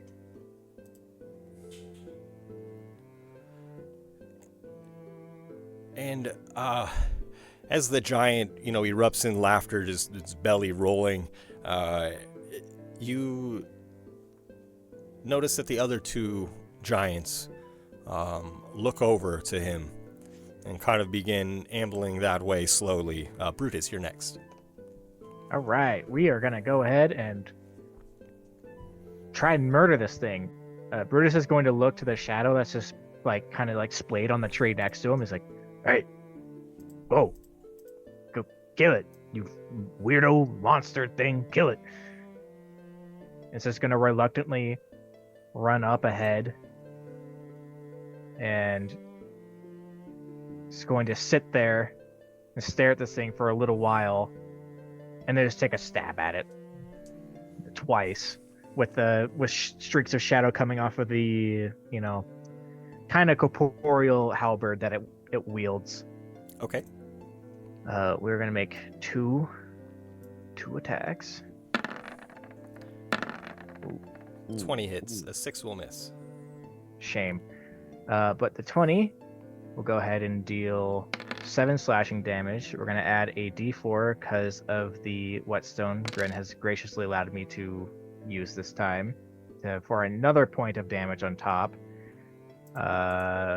Then we're going to go ahead and finally use surprise attack, which never gets used. He has not taken a turn in combat yet, so it's an extra 2d6 on top of it. Oh, nice. Yeah, don't worry, guys. You're not going to see that ability be used again. For a total of 12 damage to the giant. 13? 8 plus 5. Yes, 13. You are correct. I am wrong. Good, okay. Dude, all good. And then he is just going to kind of just sit there and taunt it a little bit. And that'll be his turn. Okay. The two giants on the path now see the group of you, and they too scoop up, huge stones from the path, pulling them from the earth, leaving great divots. Now, the way you guys approached this, you had surprise, and I made perception checks every time that the giant was hit to kind of survey the area, see if he saw the other combatants. And, excuse me, these giants didn't notice you until everybody had already attacked. So that would have been a surprise round, right? I have that right? And now we start at the top of initiative. So, usually the first attack is going to set off their awareness of you, but in this case you were all hiding effectively, and they were not able to spot you until everybody had attacked. So I think that would be the way to rule that. So we're going to start at the top with Elias, as you all have ambushed this giant. All three of them are aware of you now. The one, of course, is prone, laughing hysterically, and unable to do much of anything else, also tangled in this web. All right. Yeah, well, Elias, now seeing the other two giants making their way over here, he's going to very quickly start kicking out another incantation. And whoa. That's cool. Hang on. We want 20 foot. Oh my God, that's huge. I don't think the size on this is right. That would be a 20-foot radius. If it's a 20-foot cube, then just measure like 10 feet. Oh, yeah, that's why. Okay, because it's doing the radius. I didn't see that. There we go. Yeah, it's like the 20-foot cube is like basically 4 squares on each side. Yeah. Oh, it measures from the center of where you're trying to put it. That's how I do it. Okay. That's actually advantageous too, because it reaches more area of effect that way. Yeah. So anyway, more or less right in this general vicinity. Okay. I'm going to drop a 20-foot square entangle spell. Okay. Just kind of trying to plop that down right in front of them as they come strolling in. Sure, and I have an entangle overlay ready for you, so you can drag that onto the map and it will be the right size. Oh, okay, perfect. Yeah, just look under the overlays, it should be available to you. Oh, okay. Sorry, I haven't used that one yet. No worries. All right, perfect. So yeah.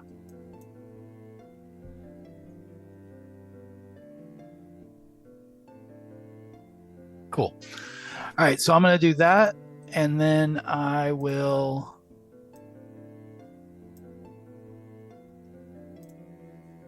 Well, I don't really have a bonus action or anything. We lose pass without a trace on that because that's a concentration spell as well, entangle. But I'll just cast that over there, and then I'm going to move over to here. There it is. Okay. And that'll be my turn. Okay. After Elias is Kendall. Nice. So the one giant is on the floor, laughing and raving about from the awesome jokes that our friend has laid. I am going to look off in this direction towards the other giants that are. And from my spell book, I pull out like a glob of goo, and toss it, dropping a grease. And I'm gonna drop it right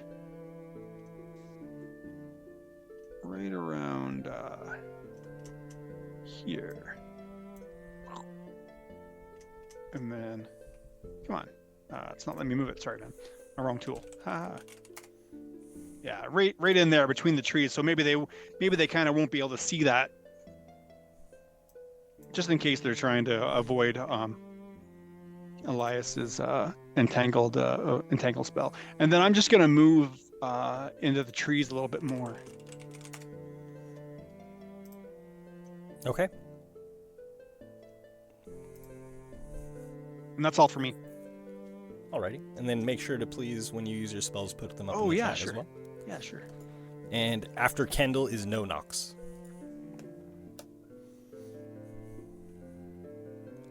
Well, we didn't focus fire the when we said we would, so I'm gonna try to help as much as I can with that. I'll load up my crossbow, and I believe I should be within 60 feet. Very good. Let me check. You are. Perfect. In that case, I'm gonna load it up and fire a shot.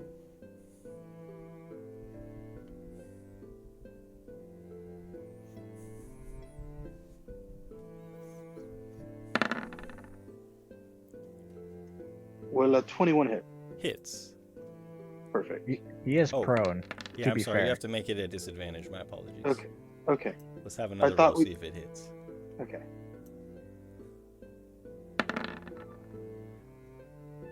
Roll a 15. Yes, your arrow narrowly misses a tree between you and the giant, and it does strike him. Or the bolt. So I'll take that damage, 7 piercing. Okay. And how's everyone doing? I'm fine. We're looking good? Looking great, man. All right, then. That'll be the end of my turn, then. Nice. Next is Brutus. Brutus is going to command the shadow to get within just a little bit closer. He's going to keep yelling at it, hit it, kill it before it stands up. Stop laughing, get it. And it's going to now attack it with advantage because it's within 5 feet. Ooh, we love a. Oh, we like crits. We like a critical hit. Still hasn't acted, so you still have your surprise attack, right, dude? That's a. Is that true, Ben? Yes. Hasn't. Yeah. All right. So first thing we're gonna do is we're gonna roll the halberd critical, which is gonna be 18 damage. Then we're gonna do the sneak attack, the surprise attack. So we do double the dice. Max 1 dice and then roll the other one. Correct? Right. Yes, please. Nice. So we're just gonna go ahead and do this little nifty thing. Good job, man. For another 11 damage, so 29 total so far. And then the second attack that hit for an additional 11. So 22, 30, 40 damage all in all. Wait, Bodhi. I thought the extra attack was... Sorry, surprise attack was 2d6. It is. So 26 critical- plus 6. It was on the... Oh, yes, you were Double. correct. Plus 12, right? So another d6 plus 6. We'll use that roll and we'll add 12 to it. Yeah, there you go. So... And then 40. 11 from the second hit. Yes. Wow. Jeez. Nice turn. And the ogre, or excuse me, the giant ceases laughing, no longer finding this funny, and begins bleeding profusely from a gaping wound in its side. Stay down. And that'll be it for me. Okay.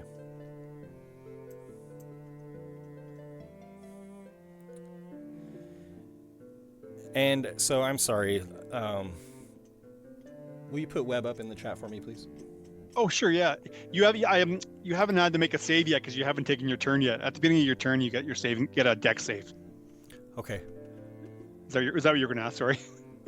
Yeah, and then also if standing up is going to require a strength check, or if it's actually just moving within there. Well, essentially, firstly, it has to basically see if it's caught first, and then it uses its action to try and break free. Okay.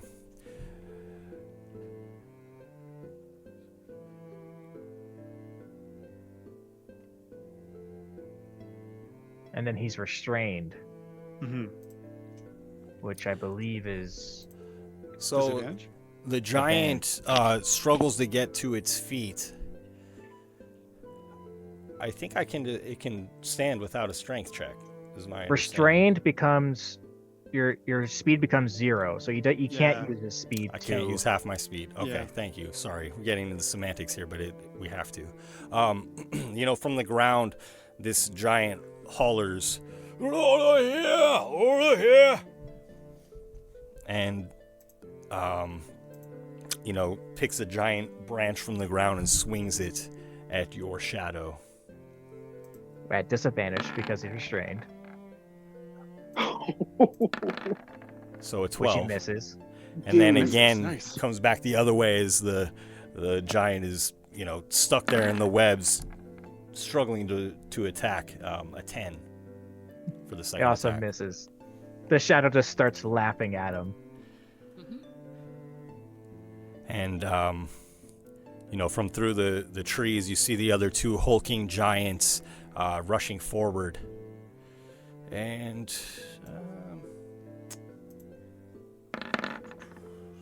oh my goodness. Okay.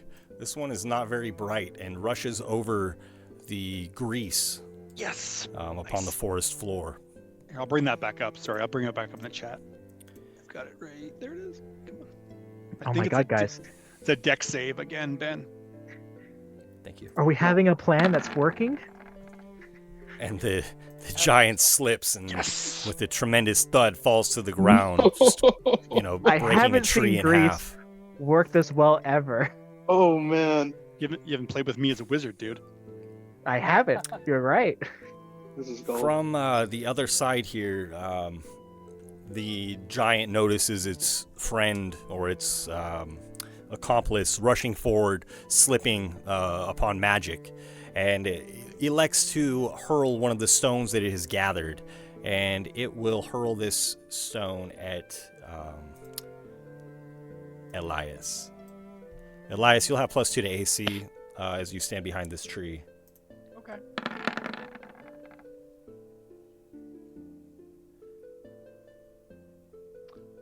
That's still And hits. will an 18 hit? Yep. Okay. Sure enough does. And a massive boulder just careens through the trees and smashes into you for 19 bludgeoning damage. Oh, yeah, okay, that's cool, that's fine, that's good, that's good. You're okay, right? Yeah. And as the other one slips, it too had scooped a rock from the path, and it falls. And so this throw was going to be a disadvantage, but it too is going to try to throw against Elias. My entanglement is gone, by the way. With a 9 to hit, which will miss. Okay, well,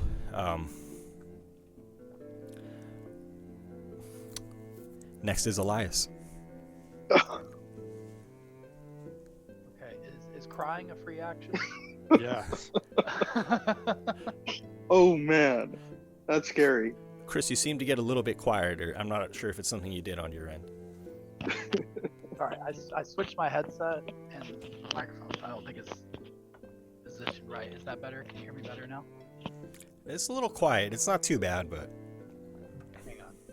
So just yell in your house this late at night and we'll hear you better. Perfect.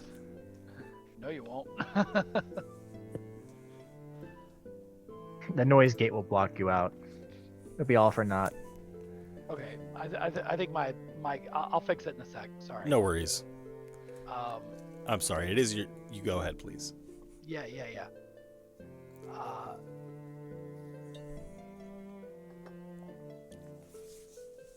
Okay, I'll just keep it short and simple for this one. I'm just gonna grab some more water out of my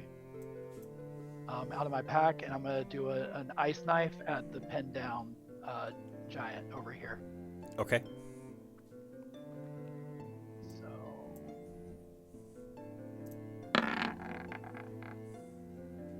Is he still restrained? Yep. So he's disadvantaged on the save. And the attack has advantage. Not that it matters, really. And I'm aiming towards like the back side of him to try to avoid the splash onto the shadow. But if I can't do that, that's... it's fine. You can Brutus kill will him. be fine with it. Yeah, Brutus seems pretty okay with it, so either way. Sure. 22 hits. All right. Whoops. Sorry, I didn't mean to do that. So it's going to be... Jeez, I keep hitting the wrong thing. There we go. 3 piercing damage. Oh, and then he needs to make a dex save, too. I don't think a 1 will do it. Save. That does fail, so he'll also take the full 8 cold damage from the explosion. And Brutus's shadow vanishes in the splintering ice. No, he's saved. He doesn't take any damage. He's fine. Oh, really? Oh, yeah. 15 saves. Nice. Just goes through him. Thank you. He doesn't care. It gets to make saves too. That's cool. It basically has like your save. For some reason, I thought only the monsters save, but okay, interesting. Cool. Echo Knight is really forgiving for what you have to do with your shadow. It just one of the things being you just use your own saving throws for it. Nice. Pretty sweet. Is that all from Elias? Oh, I'm sorry. Yeah, that's gonna be it for me. Okay, very nice. And next is Kendall. Wow. Okay.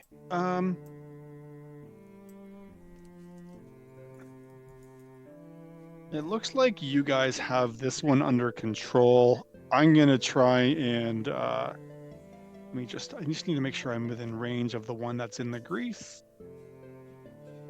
I'll just move ahead a little bit, and then I'm gonna pull my spell book and some shards of magical energy, try to burrow into his brain as I cast a mind sliver on him. Okay. It's intelligence save. DC 14. Oh, I'll bring it up in the chat. A 14. Oh no! Oh, that's a minor illusion. That's a mind sliver. Oops. Cancel. Just do it. Anyway, my DC was 14, so you saved. Okay. Why is it doing this? Hey, real quick, can you guys hear me better now? You're quieter. No. It's worse. I moved up a few feet to cast the spell, and then I'm actually going to move back into the forest again. Okay. That's all for me.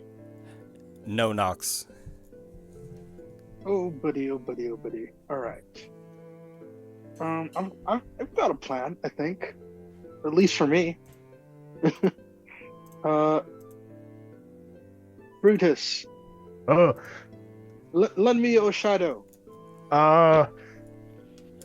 Yeah, I don't think it's mine anymore, but go for it. I'm gonna cast mirror image. You can do this too? And I play a very sharp note on my instrument and just drag it out. It's just excruciating. And as it goes higher and higher pitched, you see streaks of shadow leaving Brutus and coming to guard me. No.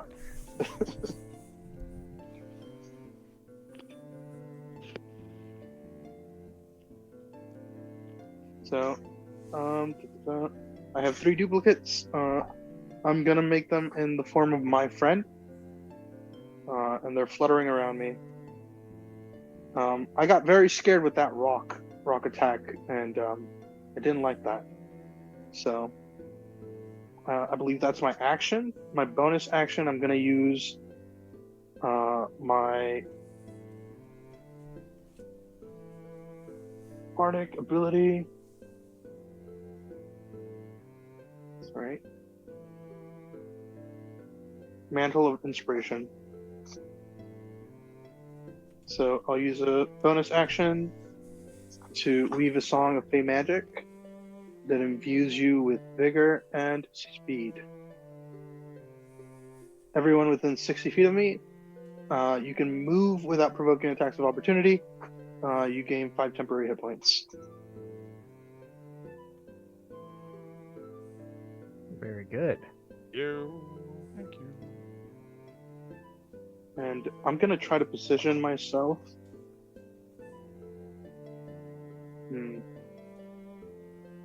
So I'm gonna move this way. So that's 5, 15,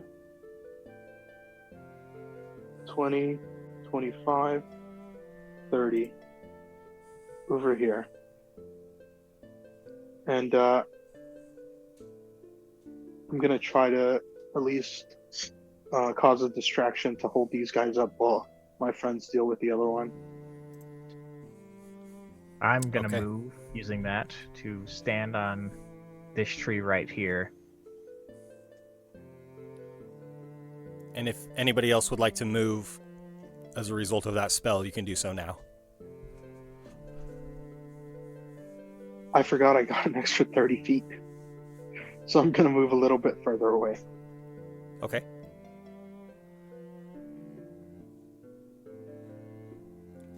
And then after No Nox is Brutus.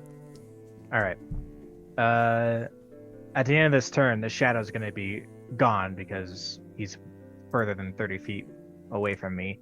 But I have faith he can get the job done. So through the shadow, once again, he is going to try and recoup what shadow he's lost and take it from this hill giant on the floor. Is going to stab into it and try to extract his shadow. So we're going to make 2 attacks at advantage with the halberd. 2 23s. Hit. We're going to go ahead and roll damage. 11 and 4, 15 total. Okay. How's he looking? He's looking very hurt, I know that much. And I'm sorry, this is your shadow making the attack, right? Yes. Okay. Yeah, very bloodied, very badly wounded. Still All right, alive. We're gonna go ahead and action surge. Okay. So we're gonna go and once more attack through the shadow on him for 7 more slashing damage. And your shadow slays the giant who's tangled in this web. And through the wounds of that ogre, he is going to absorb the shadows that he had in his life.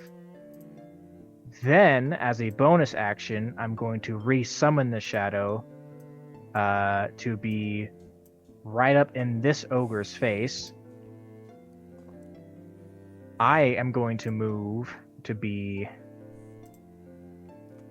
30 feet away in a tree. And my shadow is going to take the final attack from Action Surge on this ogre, who is also prone at the moment because of grease, correct? Yeah. So then we're Is going that right, Ben? Yes. Yeah, he hasn't moved yet. Yeah. If you did your... is that a bonus action to summon your shadow? Mm-hmm. I don't think you can split your... Well, that wouldn't make sense. You can usually... You can't interrupt your attacks with a bonus action, right? I don't think. Yeah, if you take the attack action, because you're taking an action, you can't squeeze other things between those attacks. It's with the action surge, right? Yeah. That's a different action. Oh, that's true. Right, but the I did do action it first involves to... 2 attacks, so yeah. You know, if I can't attack this next guy, that's fine. I'm just gonna have him still stand up in his face, and I'm gonna move away. And that would be hopefully... my understanding as far as putting a bonus action between the attacks. All right, and then he is just going to go ahead and sit there and hopefully absorb a very hard punch. Okay. So it's difficult terrain, so my ogres needs to, move twice as far to move through the grease, is my understanding. Yeah. So it will use half of its speed to get up, and when it rises, it will swing a massive club. The tree that it landed upon and that splintered, it will raise into the air and use it to strike your shadow.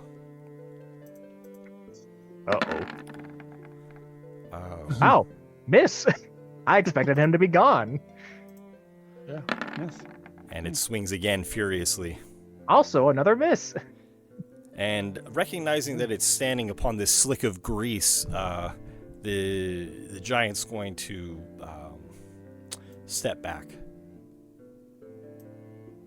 As part of him moving away, with a Manifest Echo, I can use my reaction through my shadow to attack a creature that moves 5 feet away from it. Okay. So we're going to go ahead and take a halberd attack, which is going to be 19 to hit. Hits. For 4 slashing damage. Okay.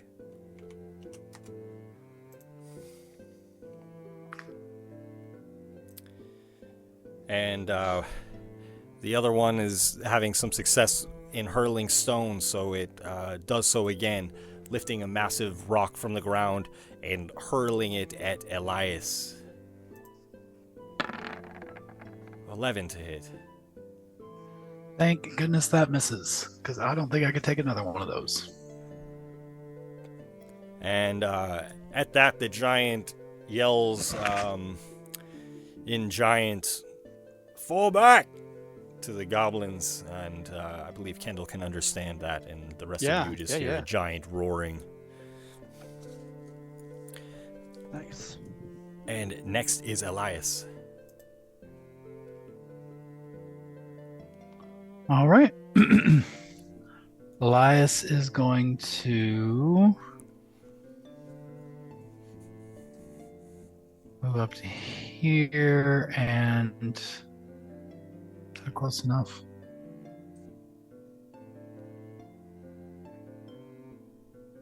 Where's my measure? There it is.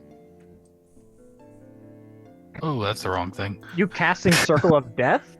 Yes. Darkness on everything. Yeah. Elias is actually a 20th level spellcaster. So that's why he has a phylactery. Got it. Yeah, it's actually his surprise. No, Elias is gonna just throw another ice knife at this one down here. Okay. And hang on a second. Let me get that rolled. Ice knife. A 19 will hit, and Ooh, it fails its 19 will dexterity hit. save. Even better. So that will be 4 piercing damage and 6 cold damage. Okay. And then I will use my bonus action to use one of my bonus summer court die and get myself healed up a little bit. Nice. Because I have a much smaller number of hit points than I should. Hey, I just doubled my hit points. Okay, great. Plus 1 temporary hit point. Oh yeah. And then that'll be my turn. Okay, then it's Kendall. All right. Just trying to think of what I should do, guys. Well, I think I'm just gonna try and I guess this all these trees kind of provide some cover, both way, like to the giant and to me. Yes. So it might be hard for me to hit him with a ray of frost, but that would slow him down. If I can hit him from a disadvantage from range. I'll do that. I'll try that. I'm gonna try and hit him with a ray of frost. Okay. Let me just double check the range. Sorry, I had a different idea in mind, but I think it's 9. Okay, it's 60 feet, so I need to move up. Shoot. All right, I'll just do that. Quickly get up to about here. That should get me in range. Very good. Yeah, there we go. And let's try and hit him with the ray of frost.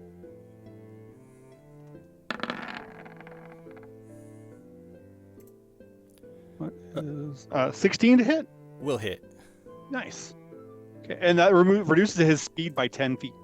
Okay.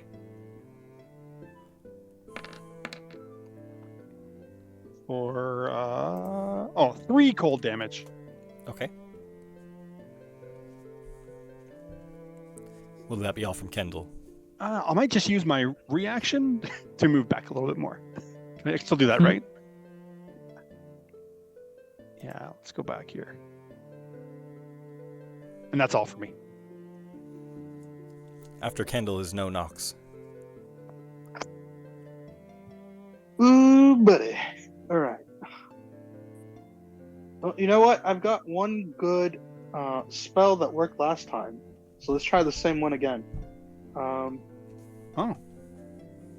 gonna look at this guy in the face and say, "How does it feel to know you'll never be half the man your mother is?" And I'm gonna give him another Tasha's hideous laughter.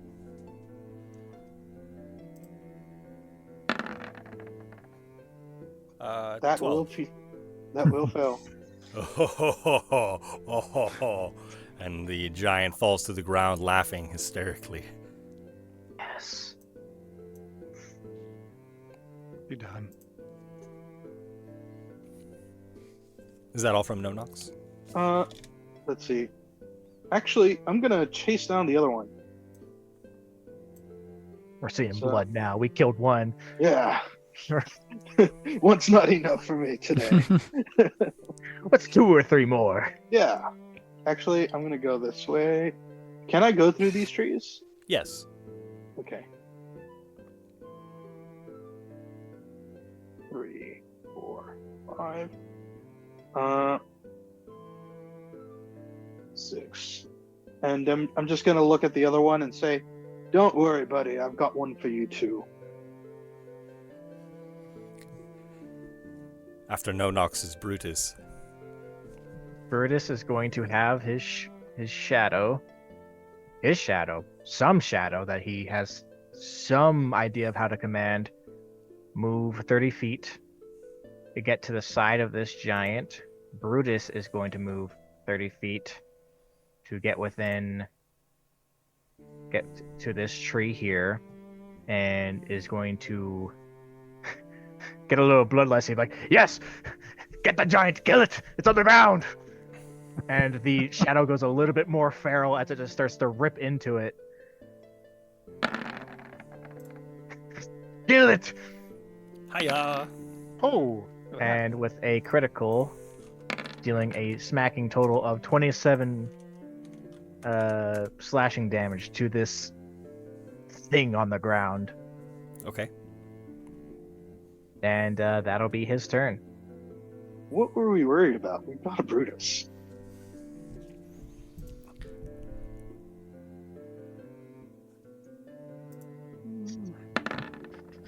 And the giant ceases laughing. All right. The He makes, giant, he makes that check at the end of his turn. or when they take damage, right? From Yes. When they Tasha's? take damage, yeah. Oh, and each time they take damage. Actually, when they take damage, man, I forgot to see if that was important, but they have They advantage. die. Yeah, they have advantage when they get hit and they make Yeah. a save. The Otherwise, you leave giant them alone. stands and swings a massive branch at your shadow for 25 to hit. Gone. Okay. And The shadow has 16 AC and 1 hit point. it strides forward. Did it move? And its movement is decreased by 10 right now, right? 10, and it had to use half its movement to stand up. Yeah. You go prone when with Tasha's. Yes. It used half of its movement to stand, and then it moved closer to the real Brutus.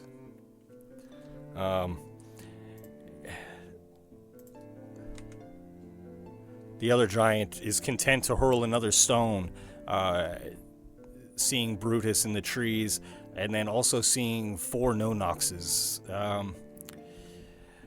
It opts for the single target and hurls a massive boulder at Brutus. Oh no. 13 to hit. You suck! Why are you even doing a siege if you can't hit anything? Go home! Go home and do better! Hey, these boys out here couldn't hit the broadside of a stronghold. I'll tell you what. I thought That I had stable the door vicious over there, comebacks, but you man. can't hit it.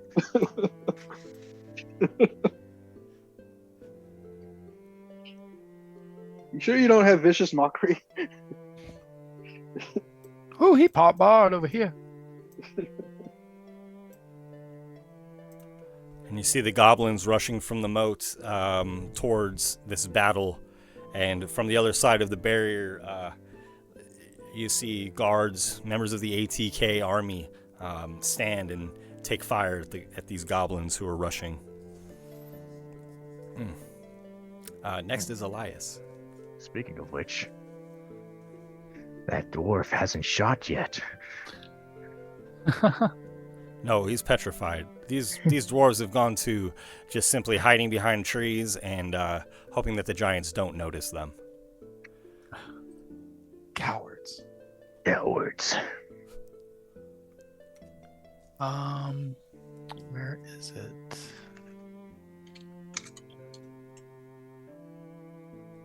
Sorry, bear with me 1 second. I'm trying to. Those goblins started charging in, and it sort of changed a little bit what I wanted to do.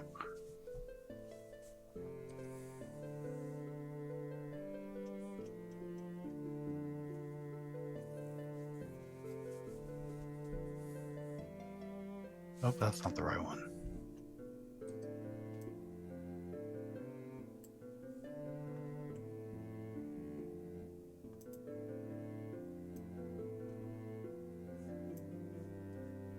Okay, fine. Never mind. I am going to sort of take a page out of the Giants books. And whoops, I clicked on the wrong thing. That's not what I'm doing. That doesn't do anything. You give them guidance. I'm gonna give them guidance and just await the attack. No. No, I'm going to grab some rocks out off the ground and cast magic stone with those. And then excuse me. As these goblins come charging up,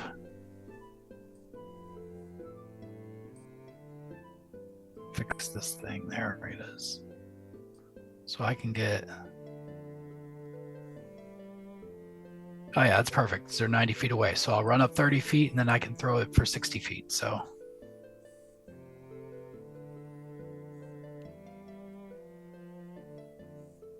And we'll go right for this guy right here in the middle. That's just like straight ahead of me. Okay.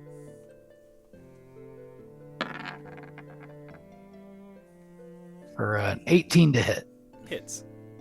All right.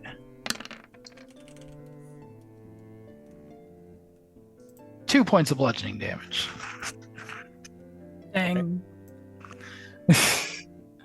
And then I'm going to use another Bomb of the Summer Court die to give myself some more healing again, which will be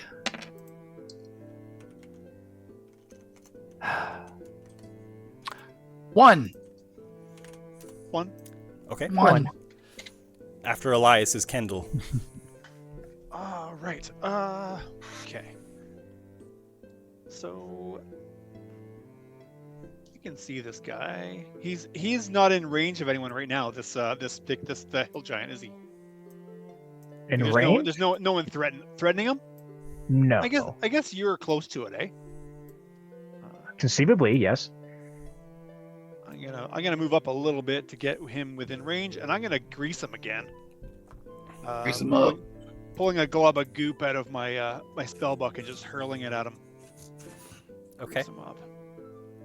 There's no. I should mention, grease doesn't have concentration, so you can like spread them out as much as you like. Very good. And I'm just gonna drop it right on him. Right. Actually, I'm gonna put it right like. Right like that. I think that still covers him, right? So he's still affected. Yes. Yeah. The giant slips and with a tremendous thud falls to the ground. Nice. And then I will maybe just move up near where this dwarf is in here.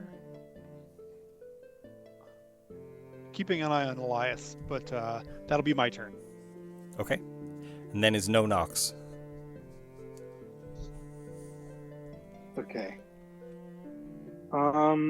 This changes my plans a little bit. I'm gonna leave. Yeah.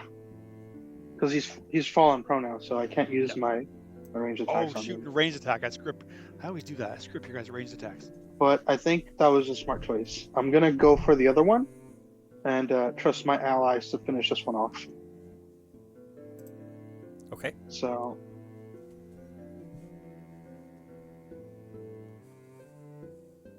Let's move right there. Center of the path. Yeah. Okay. Come at me. I'm ready for you. And you know what? I promised him. I promised as a promise, and I gotta fulfill it. You know. He's just so alone. So I'm gonna give him a little joke. See if.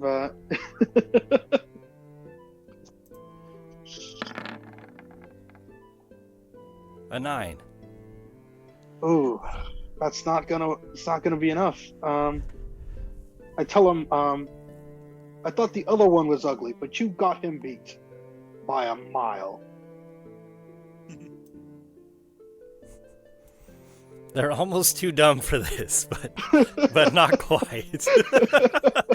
Oh man. You're saying the jokes are too smart for them, Ben? Yeah. Yes, they are. In fact, they are. I'm scraping the bottom of the barrel here, Ben. Is that all from no knocks? That's my action.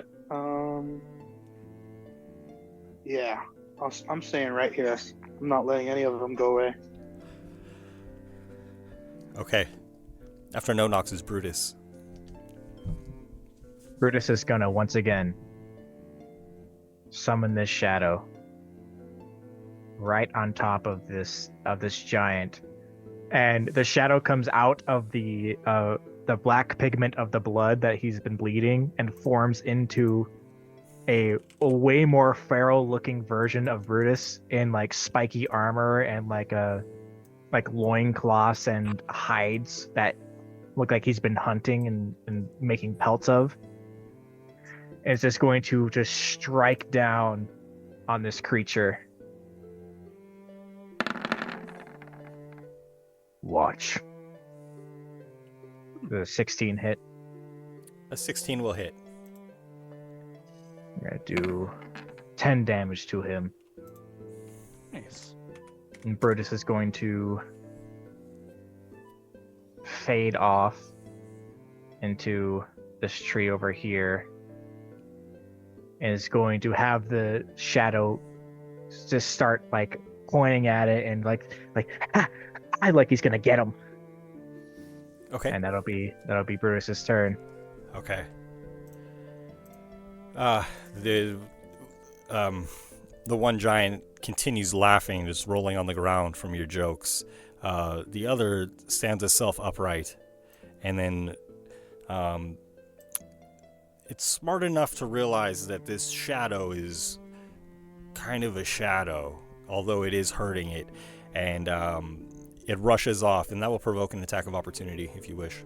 From the shadow. Yes. That'll be a 10. Will miss. And this giant continues clutching the massive tree as it rushes towards No Knocks and takes 2 swings against the bard. 25 to hit. So. And an 11. Before that, okay. Each time a creature targets you with an attack, right, during the spell's duration, roll a d20 and determine whether the attack instead hits one of the duplicates. If you have 3, so you need a 6 or better. Roll 6 or higher on a d20. Okay. And if that hits, 8 or higher. So 2d20s. 2d20s? It's 2 attacks, right? Only one of them hit. Only one will hit you. Yeah. Okay. So you only need to expend 1 use of that, I imagine. Okay. Let's see.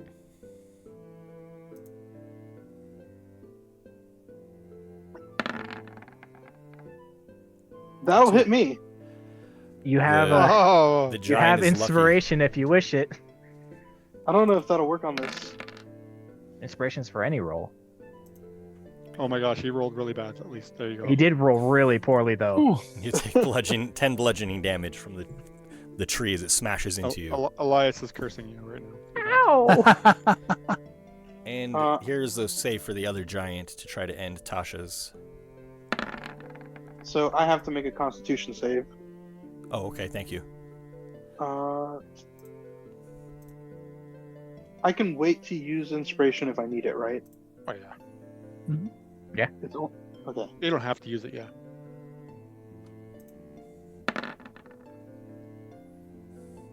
I'll keep it. You're good. I'll keep it for another time. So it's a 19. So I maintain concentration, and I have 5 temporary hit points from my bardic ability. So I'm only down 5. It looks like you saved Ben. Yes. Break out of Tasha's. Yeah, the giant is still on the ground, but ceases laughing, trying to catch its breath now. And the goblin surging from the moat continue to rush forward against Elias. And the ones that are being led drop their scimitars and pull short bows. Let's see. And they're all going to fire at Elias. Elias, you'll have +2 to your AC because you are behind these trees, no matter how I draw a line. That puts me up to a 17. Okay. And I'll start from the bottom. And now you're here. All the goblins have bows out, Ben? Yes, they dropped their scimitars and pulled out short bows. The 4 that are being led. One among them is still holding its scimitar. The 18 will hit you. Yes. And another arrow just goes soaring overhead. And a 22 will hit. 22 will also hit, yes. So take 7 from the first arrow and then 6 from the second. That is... You okay? Yes. Oh, nope. Wait, yeah. I'm still good.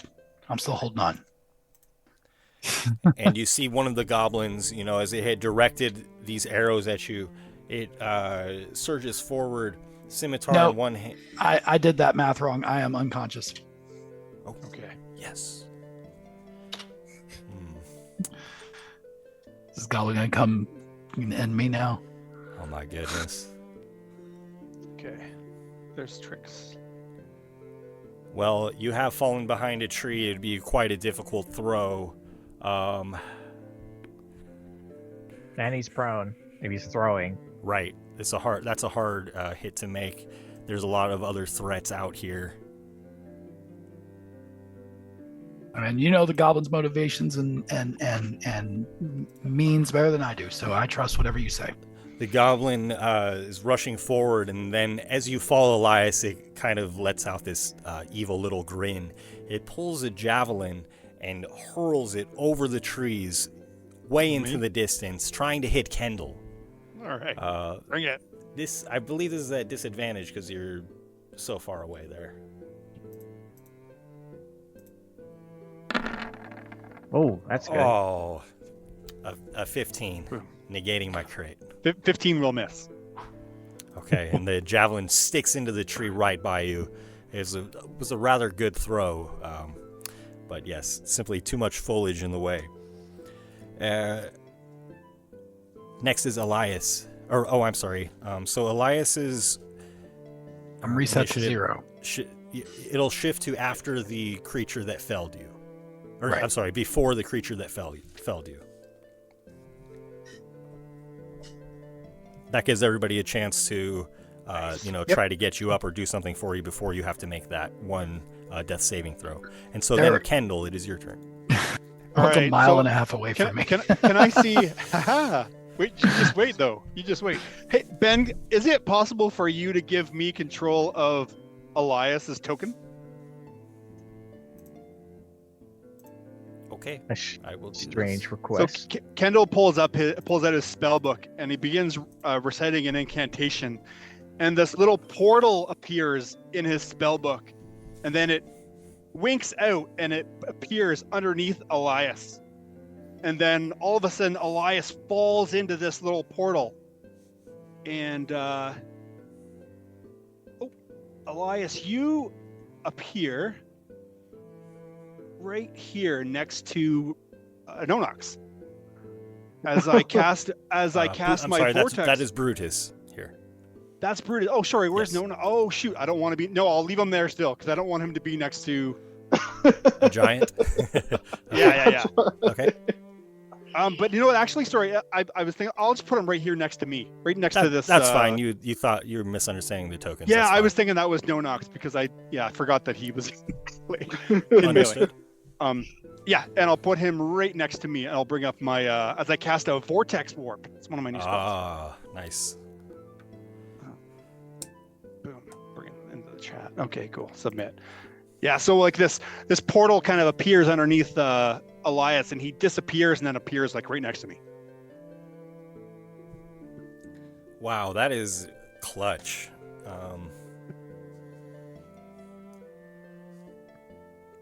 And then I will just take a couple of steps so that I'm right next to him.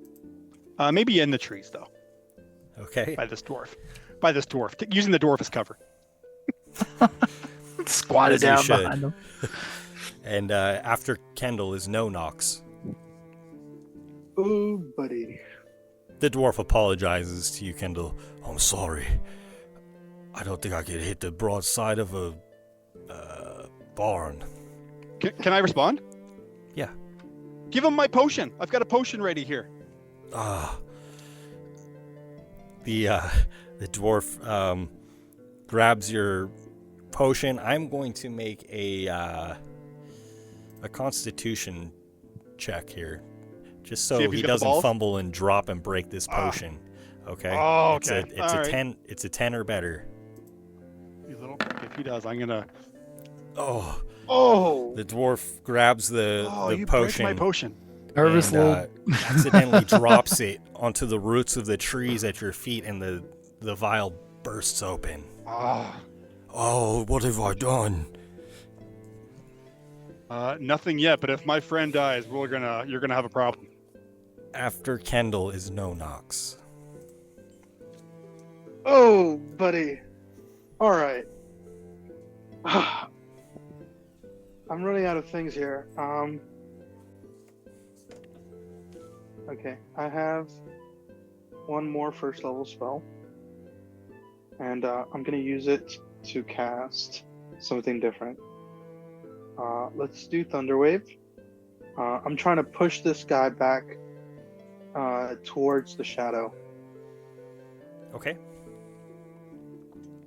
So I'm gonna need a DC 14 con save. 23. God damn it! I don't think this spell has ever worked for me. I gotta get rid of it. It's like bad luck. Roll your damage. God. Please do something. So half of that. Like 5 or 6? 5? 5? I'll take 5. And thunder rings out, sounding much like the stones that these giants have been throwing. Ooh, buddy. Okay. I'm here all by myself.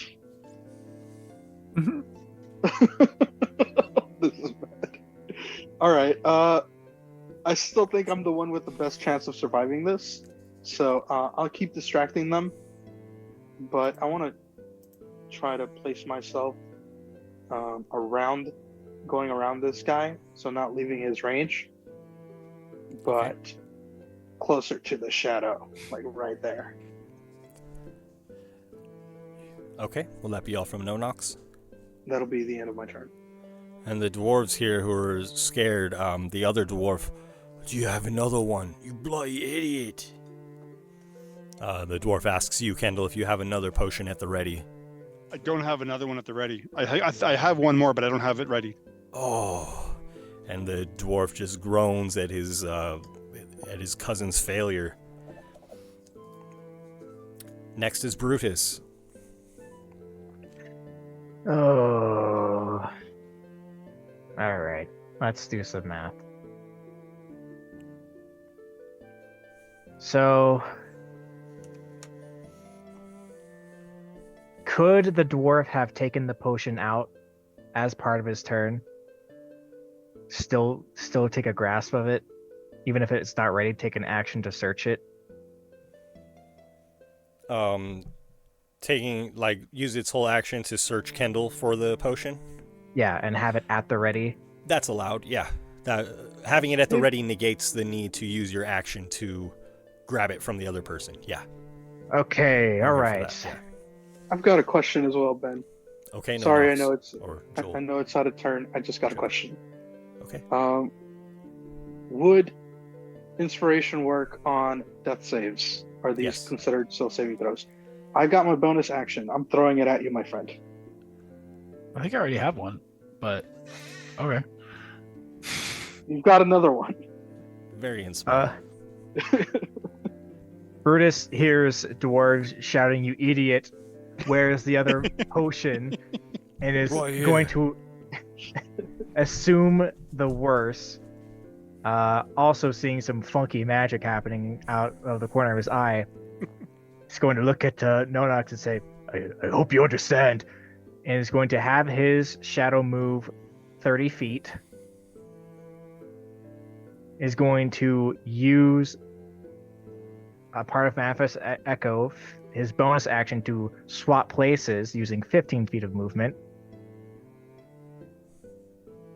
And then is going to use the rest of his movement to get right up next to the dwarf that has the potion, take it from him, and put it in Elias's mouth as an action. Okay. And thus give him... Roll it, or is it the roll, or is this when we get to roll? Or? It just gives him max, which is like 2d4, so like... 10? What? 10? 12? 10. Yeah, 10 hit points. Or 10, yeah, 2d4 plus 2. Okay. Yeah, the dwarf, holding the potion very carefully after it had juggled it a bit, gives it to you, Brutus. I have no more potions, guys. No more dying. I uncork the potion and I look towards the dwarf that dropped it. It's like, I will have words with you later, and we'll dump it into Elias's mouth and just like throws the potion bottle like scattering on the floor, breaking it, and that'll be his turn. Okay. And there's one giant towering over you, Nonox, as its eyes go back and forth between the three targets that you are, and it tries to swing its great club at you, this massive tree branch. A 25. And now I believe you have to hit an 8 or better? Yep. It's actually a 6 or better, because you'll have all your images. It didn't hit one of my images last time, so it didn't kill it. Right. I took the damage, right? Thank you. Yeah, good point. So gotcha. That'll save my butt, at least. Yep. Nice, dude. So I'm down to 2 images. Okay. And the giant swings again at you. Frustrated. A 16 to hit. Okay. Let's see if I can roll an 8 or higher. Okay. 19. So I'm saved. This one's dancing about funny. It yells in giant to the other giant. Can you hit anything? Oh, Nonox is really pissing that guy off, guys.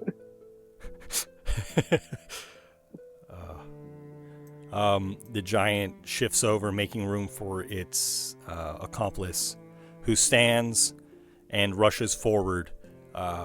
It has a great club tethered to its waist. This one looks like it's been used as a weapon before, not merely the branch of a tree. And it swings at you, Nonox. A 26. Yeah. Well, let's see if I can hit an 11 or higher.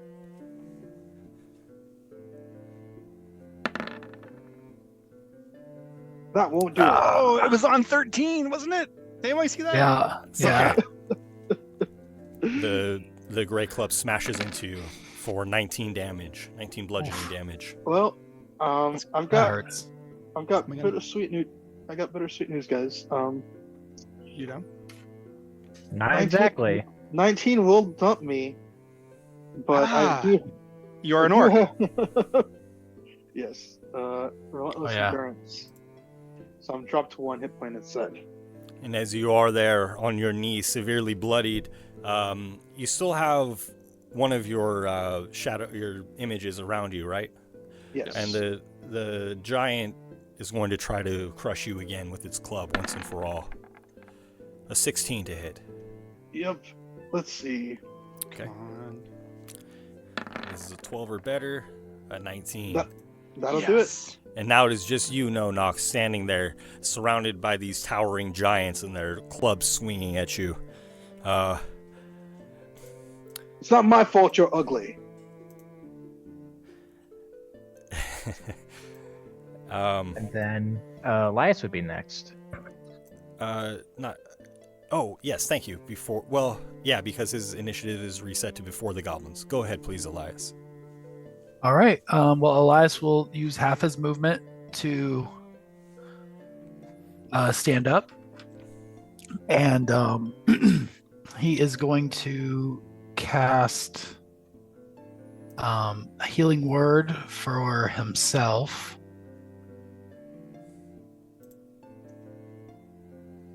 To give me big money, big money, big money, big money, big money. Medium-sized money. 6 hit points back on that. And then I was trying to figure out if I could get close enough to No-Nox over there, but then I realized that the range on Bomb of the Summer Court is 120 feet. So I'm going to throw my last D6 over to him.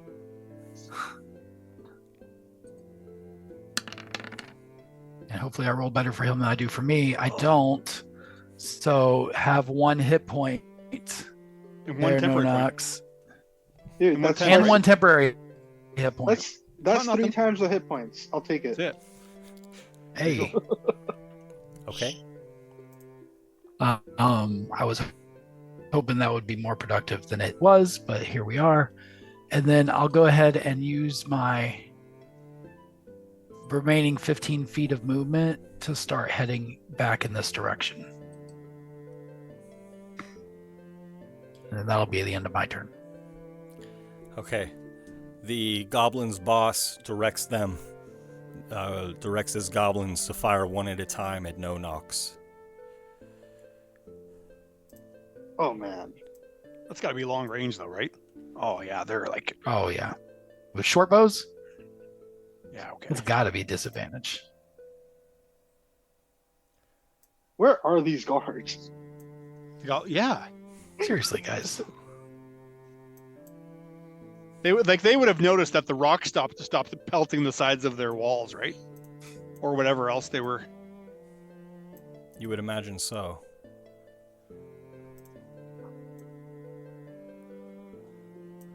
The first attack will be made normal, as an arrow is loosed, flying through the air. No Nox, a 16 to hit. Yeah, that'll hit. And you'll For take 1 6 damage. damage. That knocks me out. Okay. Okay. The one goblin has successfully felled the target that its boss was directing it towards. The others kind of switch their focus and begin rushing in against this other group that is quite fearsome, I would say. They seem to possess a lot of magic.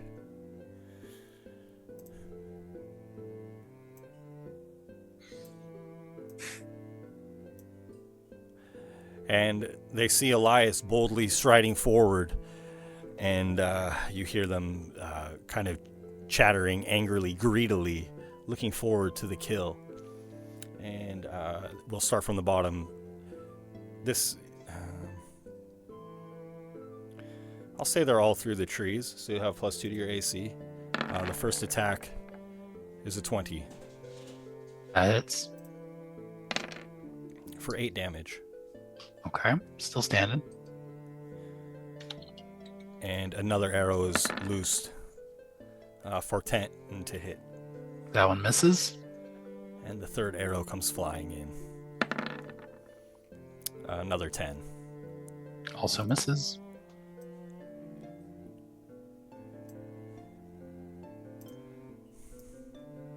Wait, what's your... Would... No, never mind.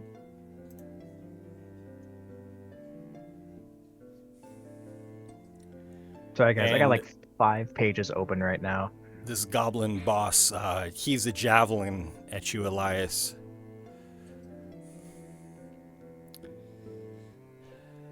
Oh, we'll say you have the cover of trees, but it's already a disadvantage, so... a 5 will not hit you. That will also miss.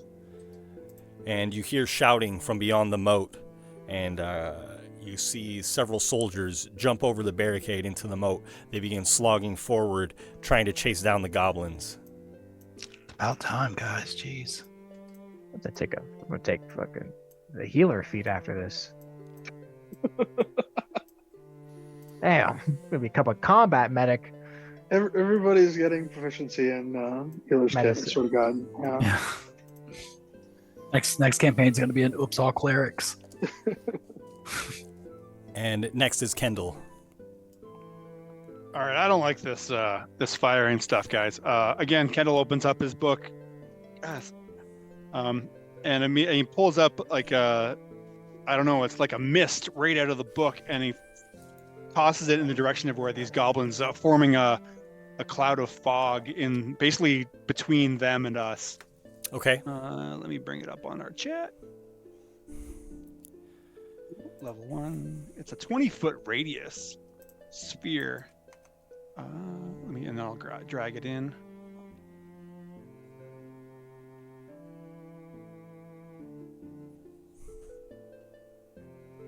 And then I'm just gonna drag it down slightly.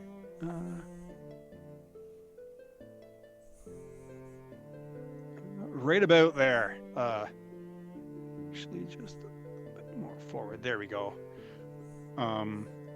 Basically trying to obscure their vision towards us from them, and also basically just, yeah. Sure. And then I'm gonna get it out of range.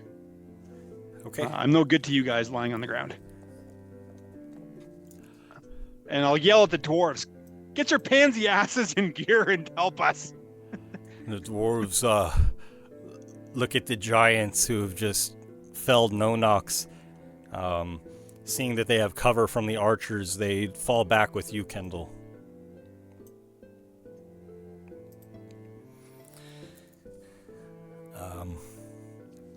One of them shoots his hand crossbow at the hill giant.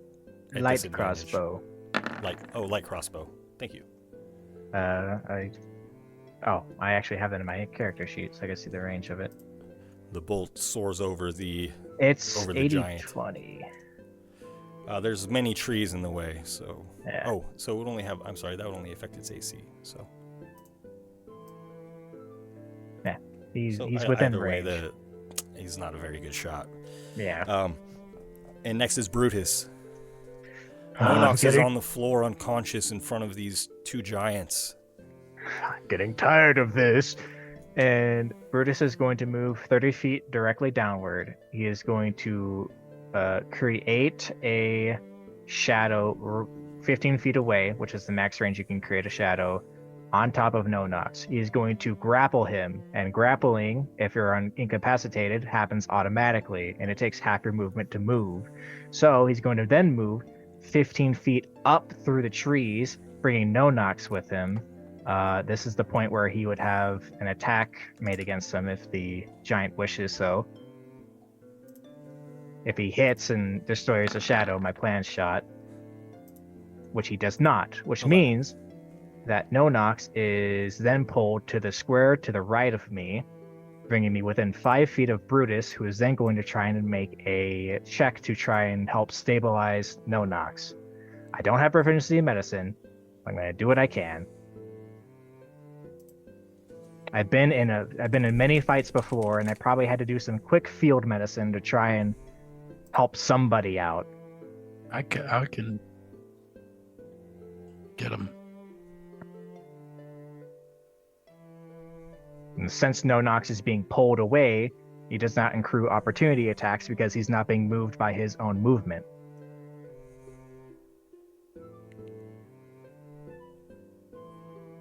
And since grappling is a attack you can make, I can make attacks through my shadow instead of making them from my origin, thus making this all legit and in the rules. Let's have a medicine check, please. DC 10. All right.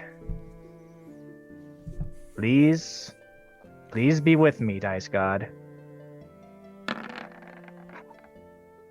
Not the case. A 6. I take your goodwill, and it means a lot.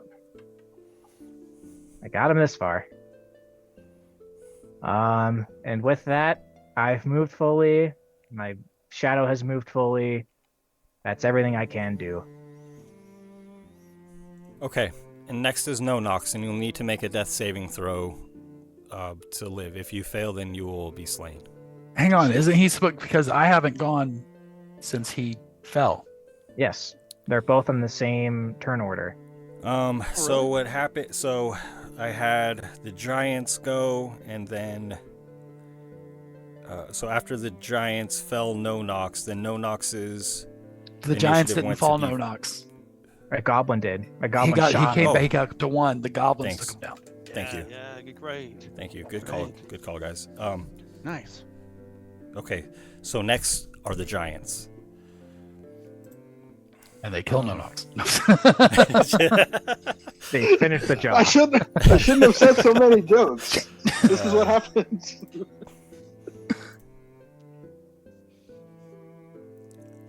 Okay, they've already recognized that the shadow is a threat, but it's, they're not getting any ground by just eliminating this shadow. The giant strides forward with its great club, aiming for Brutus. Swings it twice at you. Fine by me. A 24. Hits. It'll take 20 bludgeoning damage. Oof. All right. Jesus. Dude. The club comes back again for a 17 to hit. Oh, man. That barely hits. For 12 bludgeoning damage.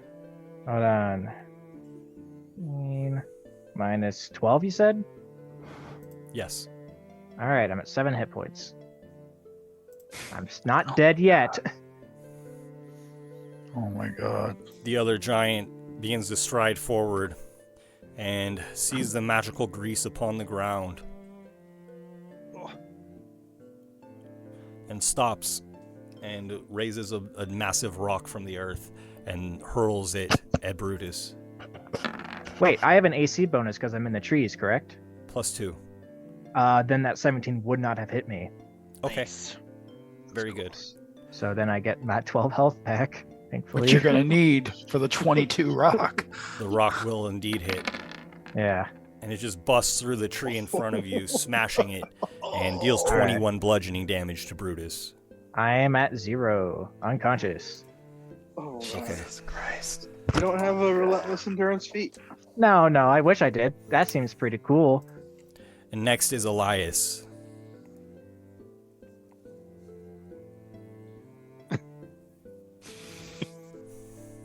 This is where you make the hard choices. Healing word on No Nox. I think that's the wrong choice. This is your last chance. We got a whole round. Listen, 1 hit point is all you need. You're conscious. and one temporary hit point. Okay. I am fully out of spell slots now. I'm also fully out of my Balm of Summer Court.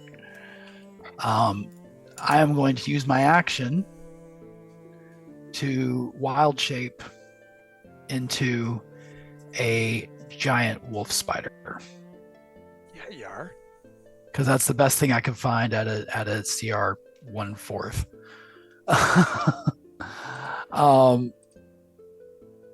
And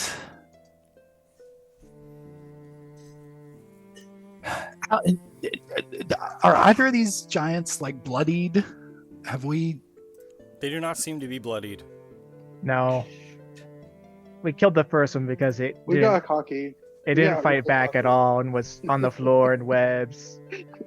Listen, man. In my defense, when I said, "Hey, we can take these guys," I thought it was just 2 giants. I didn't realize it was 3 giants and a goblin army.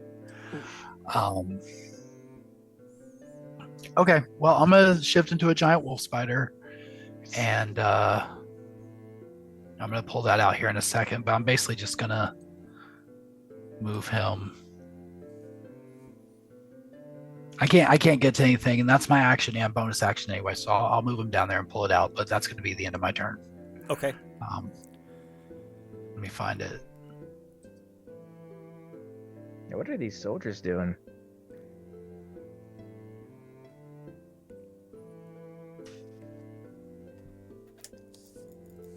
I guess it won't let me just pull that out. You have to give it to me, I think, Ben. Oh, I'm sorry. And it's a giant wolf spider.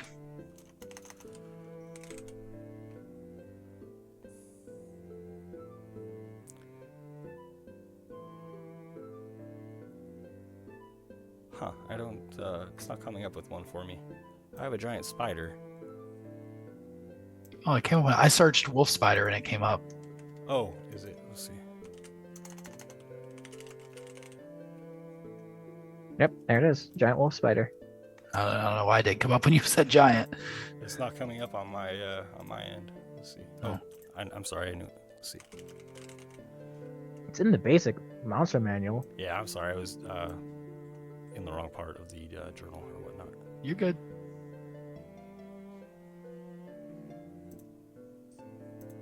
And I will make it so that you can control this. Oh, that one's cuter. We fight like 4 of those instead. There he is. Okay. You should have access to that now. Yeah, I do. Okay. So I'll put that over here for me. Okay. After Elias is No Nox. Oh man, you said. Okay, you said these things are not even like bloodied yet, right? They are not. We've done quite a bit of damage to one of them. It's just it's not bloodied yet. Okay, I thought at least this one was bloodied already, the one that's like closest to me, but they're both within like melee range of me, right? So if I move, they would take advantage of attack of opportunities. Yes. You can disengage. Okay. So this spell has never worked for me, but it's the only choice I have at this point. Thunderwave to push them away? I swear to God. It's got to work eventually, right? If you roll another 24. So I only have a second level slot left, and I can't think of another thing that would do more damage or be more beneficial in this scenario with our melee out. All I can do is knock them prone. So I'm going to go with Thunderwave. Okay. Please make 2 14 Constitution saves. For the one on the left? They're both in the same area. It's a 9 cube. For the one on the right, a 9. Well, that 9 will fail. Okay. Damage, bro. All right. Second level, so that'll be 3d8. Yeah.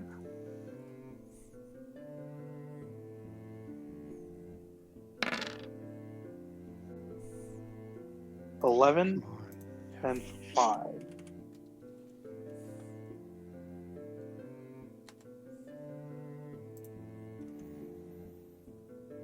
And with my bonus action, I'm going to turn to Brutus and say, "Don't leave me now, you bastard. I need you more than ever." I'm going to use my last inspiration on him.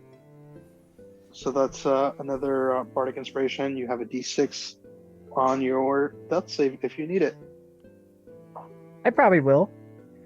I have a feeling you might. So it sucks that my constitution isn't used for that, but that would be okay. You'll be fine, man. The goblin in the fog stumbles around trying to find its way out, going back the way it came from, away from the magic that was cast upon it. And it sees the soldiers approaching from behind. It directs the goblins to form a line in front of it and direct their fire against these warriors that are approaching.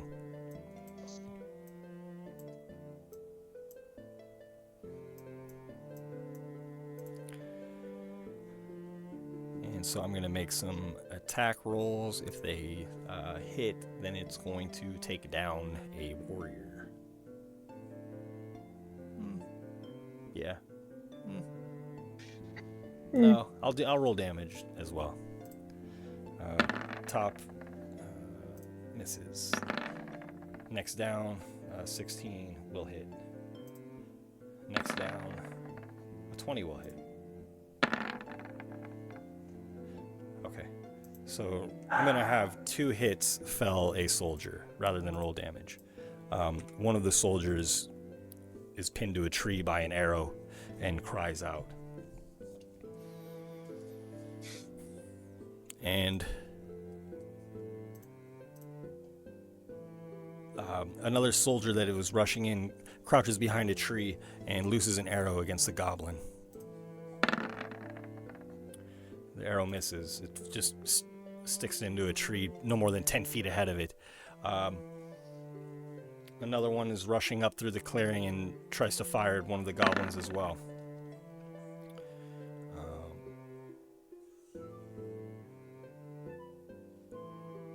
I will have that hit. I don't have any bonuses factored in, but they have at least a +3. And you see several more soldiers spilling out of like the small, not tower, but like the small guardhouse, and rush across the bridge.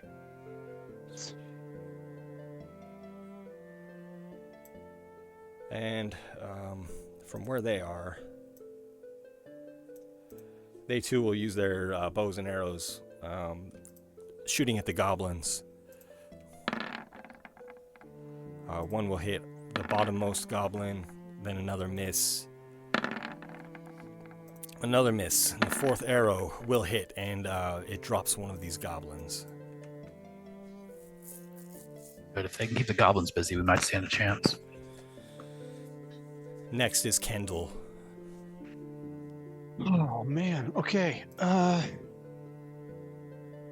we've got. There's a giant right in front of Nonox. That's correct? Yes.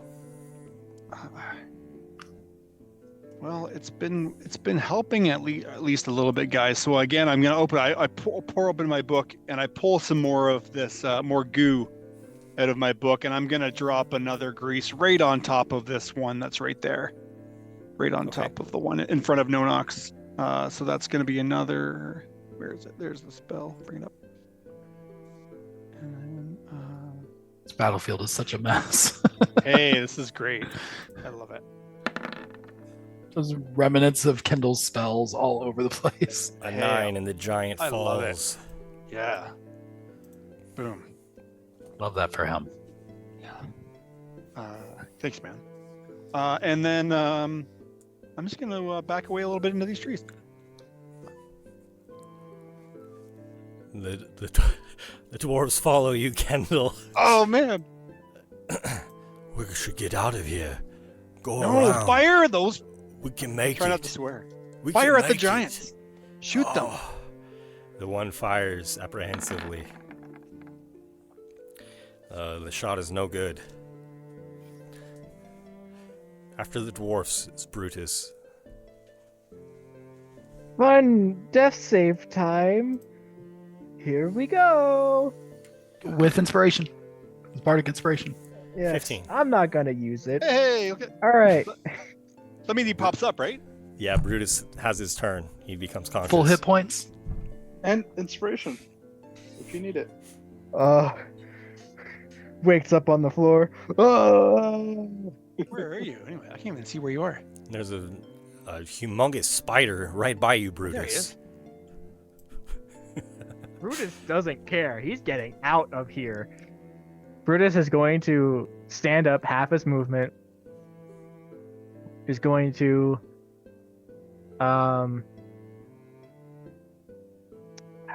I have 1 hit point, right? Yeah. That's Right, where I'm at currently. Oh, cool.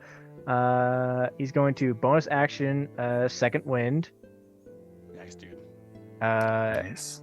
My healing potion for me, D10 plus 3. 4, so that's 7 hit points. I have 8 now. I don't trust that enough to run away without getting hit, so I'm gonna go ahead and Well, it's prone. it is prone. Can you take a reaction if you're prone? Or maybe you can't. You can. It just will be a disadvantage. Advantage. Yeah. I'm still not taking that chance. I'm gonna disengage as my action and move a full 10. Oh god, 15 feet away into this tree right here, and wake up and say, "Get out of there! Run! It's bad! It's so bad! Gosh. It is Pull yourself so together, bad!" Pull yourself That together, will be man. that will be the turn. When you disengage, you can use a full move. He had to get up. I think that's what you did, right, Bodhi? Yeah, You I do had some of to it? half my movement to get up from prone, which is 15, and then I move with disengage, which just stops opportunity attacks. Disengage gives you an action, but You take the don't disengage take your movement, action. do you? I thought you basically can move and then. Am I wrong? Am I mistaken? If you disengage, if you take the disengage action, your movement doesn't provoke opportunity attacks for the rest of the turn. Yeah. Oh. Yeah. I thought it Basically, was your, like your action still. Your movement is 30 feet still. Like maximum. Mm-hmm. And I used half of it to get up from prone because I was knocked Oh. unconscious. I've been ruling this the wrong way. So I am hiding behind a tree, Okay. and that's Okay. my turn. Where's Elias? I'm Oh, he's a sorry. spider. Thank you, guys. I always No, thought that's that okay. disengage gives you an additional movement, but it doesn't clearly. Okay. Yeah, I know That's because expeditious retreat, I think. I think there's like some like feat or maybe like a certain class abilities that like I think there are some things where you can get that, but that's not how it. you how it technically works. can't move any farther than your movement allows you to move without using a dash, right? Or Dash or yeah. spells. Or spells, yeah.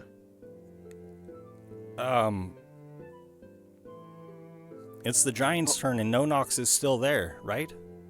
Yep. Oh my. More like a lot of knocks, am I right? Ouch. And I believe I have 1 level of exhaustion from having gone down, correct? Right. That's right. The Just Giant ability stands. checks, though. Oh god, I forgot that that's a thing. The Giant swings its great club at No Nox. Miss. 25. Miss. Do you roll lower than 20? Take 21 damage. Not on damage. Well, I'm still alive.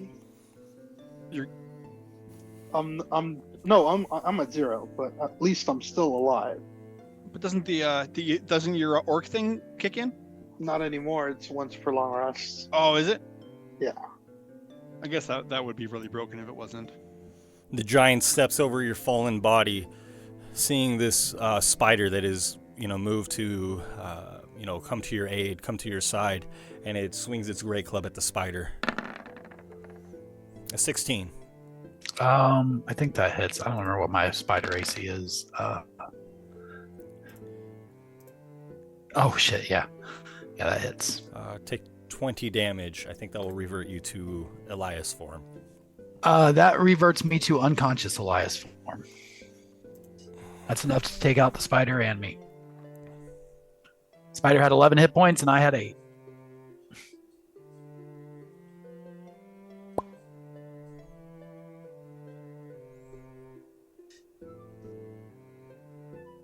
So what's our next party comp gonna be? Oh, I've Hold got on. like Run, Kendall. Yeah. Because if I make it out of here alive, you guys got a wizard and a fighter to work with. Listen, Ben, we prepared ourselves for anything.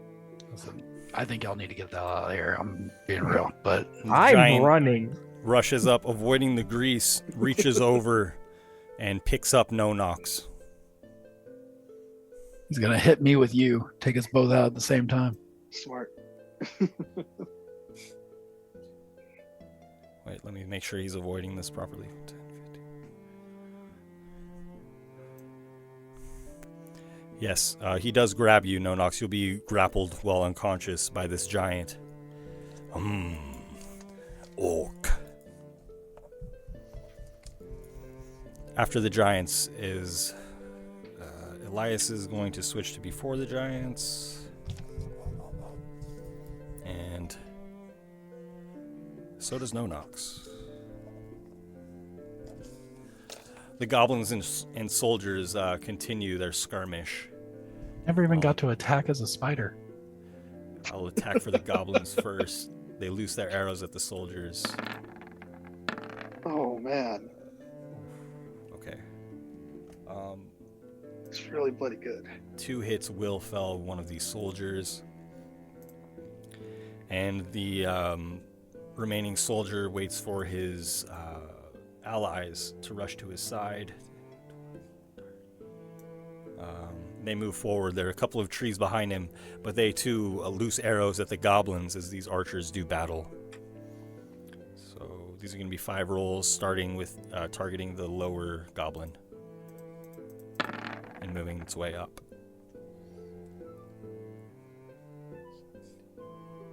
See, Ben's really playing the game right now. He's the one that gets to roll all the dice. A goblin is slain.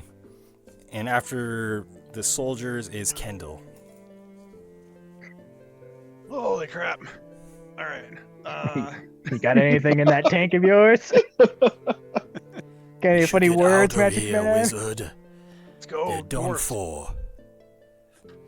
Is that the dwarves speaking into my into my ear? Yes. Oh man. We can make it to the settlement if we go now. Yeah. Okay. Fine. Yeah, I want to try and I guess I can move like 30 feet, right? Oh, for some reason I'm on a big radius. Sorry, guys. Well, you can't see that anyways.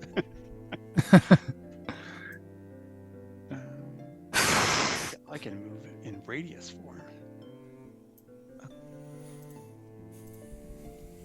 All right, so I'm gonna move over there.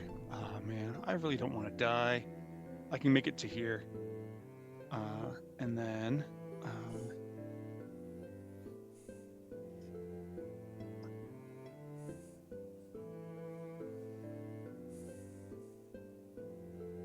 Do those goblins look like the same goblins that they had that yellowish skin like that elf that we run into? Or are these different goblins? They don't seem to be any kind of like bright hue or anything like that. No? Okay. Probably not probably not fey goblins. And these the soldiers are kind of getting on top of them? They do seem to be gaining the upper hand, although they have taken casualties as well. I'm gonna get here inside this tree and then again pull my spell book open and turn it to a page, pulling some sleepy dust out of my my spell book, and launch it in the goblins' direction.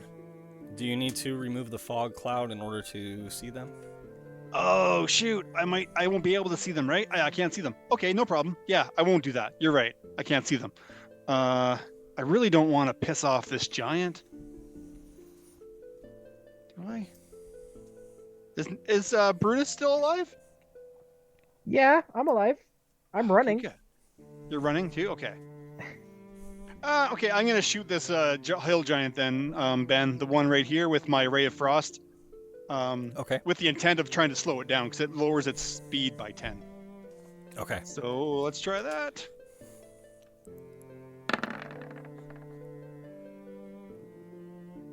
Is it gonna hit? Does 12 hit? We'll miss. Okay, cool. And that's all I can do. Okay. The dwarves, still cowards, run away with you, Kendall. As long as they're providing human dwarven shields, that's fine. And, they're not. They can't quite move 30 feet. My apologies. And their short, stumpy legs just take them across the forest floor. After the dwarfs is Brutus. All right.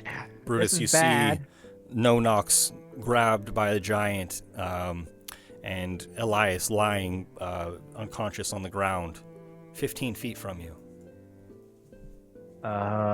Brutus is going to move 10 feet, get next to Elias, and is going to try to stabilize him with a medicine check. Okay.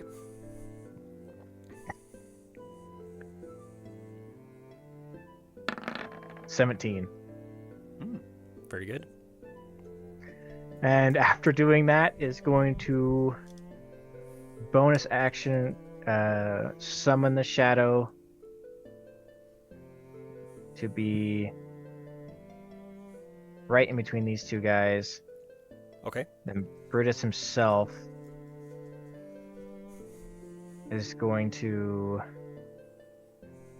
move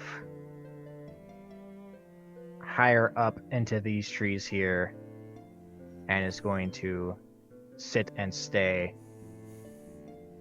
because that's all he's got. Okay. After Brutus is No-Nox. Okay. Okay. Before I roll this, Chris, remember that Elias still has Bardic Inspiration if you need it. Yep. All right then.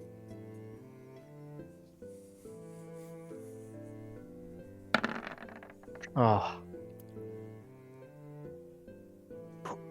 That was almost a 7, and it rolled back for you to a 17. And No-Nox, you awaken in the arms of this giant. Well, you know what? I don't like being in the grasp of things. I'm gonna try to use acrobatics to get out of this. Okay. So I have disadvantage. Okay. Because you're exhausted. Right. Because I'm exhausted. And your speed is halved because you're also exhausted. I'm also exhausted. Me too. The giant rolls a 12. All right. Let's see. Acrobatics.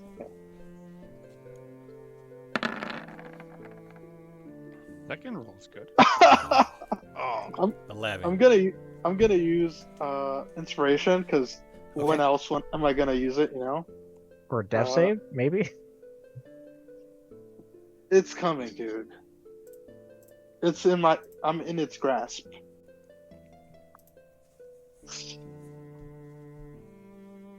Let's see it. Let's have it. I said it already. I'm going through with it. All right.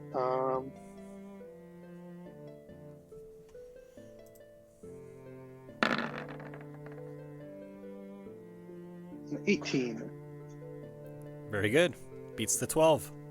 Awesome. You slip out of the giant's grasp, landing on the ground. Agilely. Actually, if I can, I'm gonna try to run up its back. Sure. It's rather tall. You think that's a good idea? You know what? I'd rather be up here than anywhere close to its feet, where it can stomp me out. Yeah, okay. I think this is about as good a spot as I can find. You're just as safe. You're as safe there as as I'll be on the floor, I guess. Yeah. Okay. And after No-Nox, I mean, to be fair. Oh, I'm sorry. Yeah. Okay. I have 15 feet of movement, and if I try to move away from it, it's gonna kill me.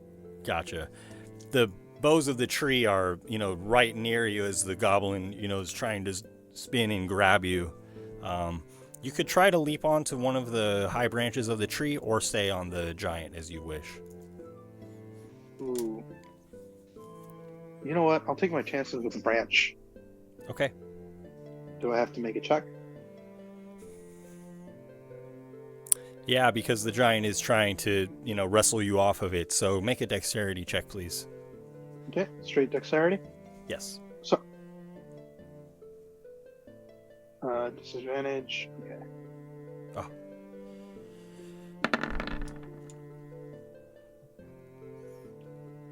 Yeah, I'm pretty sure it's not gonna work. Okay. So you try to jump for this tree. Your hands grasp the branch, but then slip off and you fall to the ground. Pretty sure that knocks me out again. I hate to do it, but let's see. You'll take 3 damage. That knocks me down again. Yeah. Okay. So you go before yourself in initiative order, or the tree? Yeah, I guess it would essentially stay the same. After No-Nox is Elias. Elias is conscious. He sees No-Nox escape the grasp of the giant, but then fall from its massive shoulders. As No-Nox tries to grab the tree, it plummets to the ground. I'll take unconscious on the ground over unconscious in his hand. Seems like a better situation. Okay. I'm gonna run over to Elias or to No-Nox. Brave. You will need to go around the. If you're 2 sizes smaller than it, can you move through its square? Yeah. I've got enough. I can come around. I've got enough movement to do that too. Okay. Very good.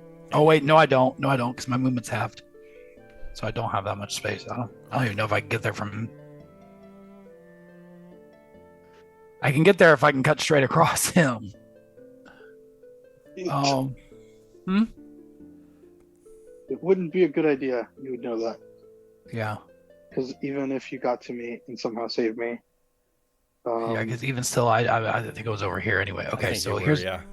Yeah, so I'm gonna take one step up right into the giant's face. Really? Okay. Okay. And then I'm going to. Elias gains inspiration for his bravery. Oh, don't call me brave yet. I'm gonna use my face step ability. I'm in my winter form right now, so he needs to make a wisdom saving throw, or he will become frightened of me. 10. That is a failure. So he is frightened of me as I leave, and I am. Oh wait. Hang on, this thing's confusing. It's a big one. A lot of text here. No, okay, yeah. So this one is before, because some of them are before you teleport and some of them are afterwards. So I see. Thought I read the wrong way, but this one is before. So, Very and then good. I can teleport up to 30 feet. Yeah.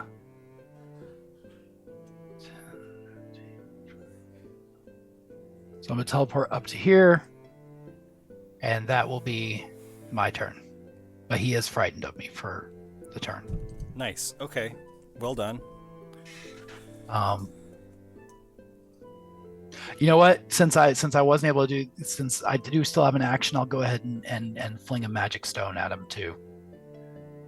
Since I've got the economy for it. Okay.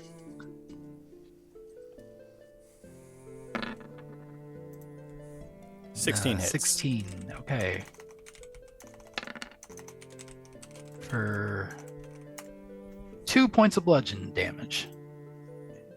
Don't forget to add your wisdom on that. I don't think I do on that one. Yeah, if you bring it up, it says, I think it says it in it. It adds it to D6 plus your spellcasting ability. Maybe I misread it.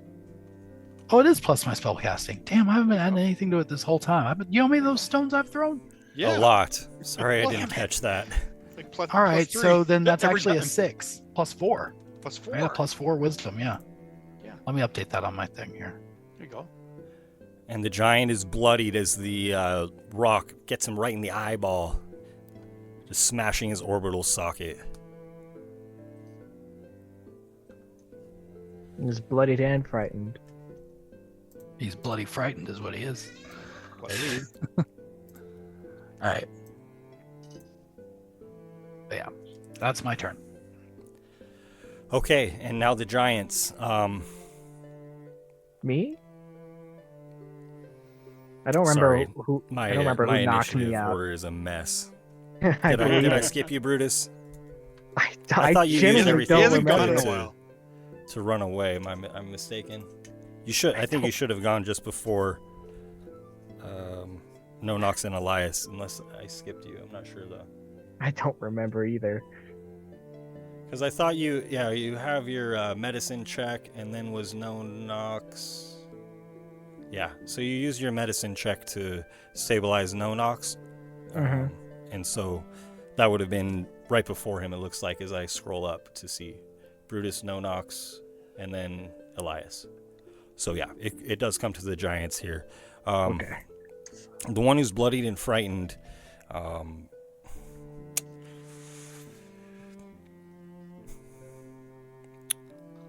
Picks up No Nox and begins to run away.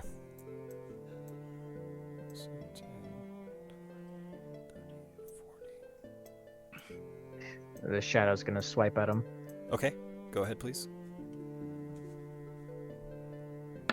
It's a 17 We'll hit.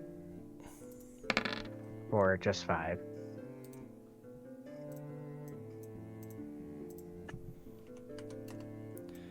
Okay, the other giant, looking around, seeing that it is the last giant fighting, swings its great club at this shadow that is threatening it. It doesn't understand reaction mechanics. It is 15. Miss. Miss. Who does? It tries to hit it again. A 19. Hit. Okay. Scattered. And with that, the giant follows its ally, its accomplice, and tries to start booking it, running away, hoping to preserve itself. Man, I sure wish I had my light crossbow right now. Of course.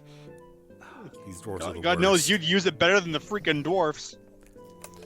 The goblins and soldiers continue to do battle. I will make attacks for the goblins first at the closest soldier. And they miss. Now I'll make attacks for the soldiers against the goblins. Starting from, or they're going to, let's see if they can get a better line of sight. 10, 20. Not really.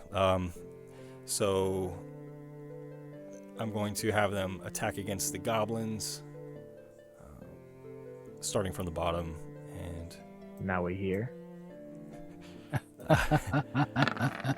Was that funny? 7, Was that... a crit Ooh. is going to drop the goblin.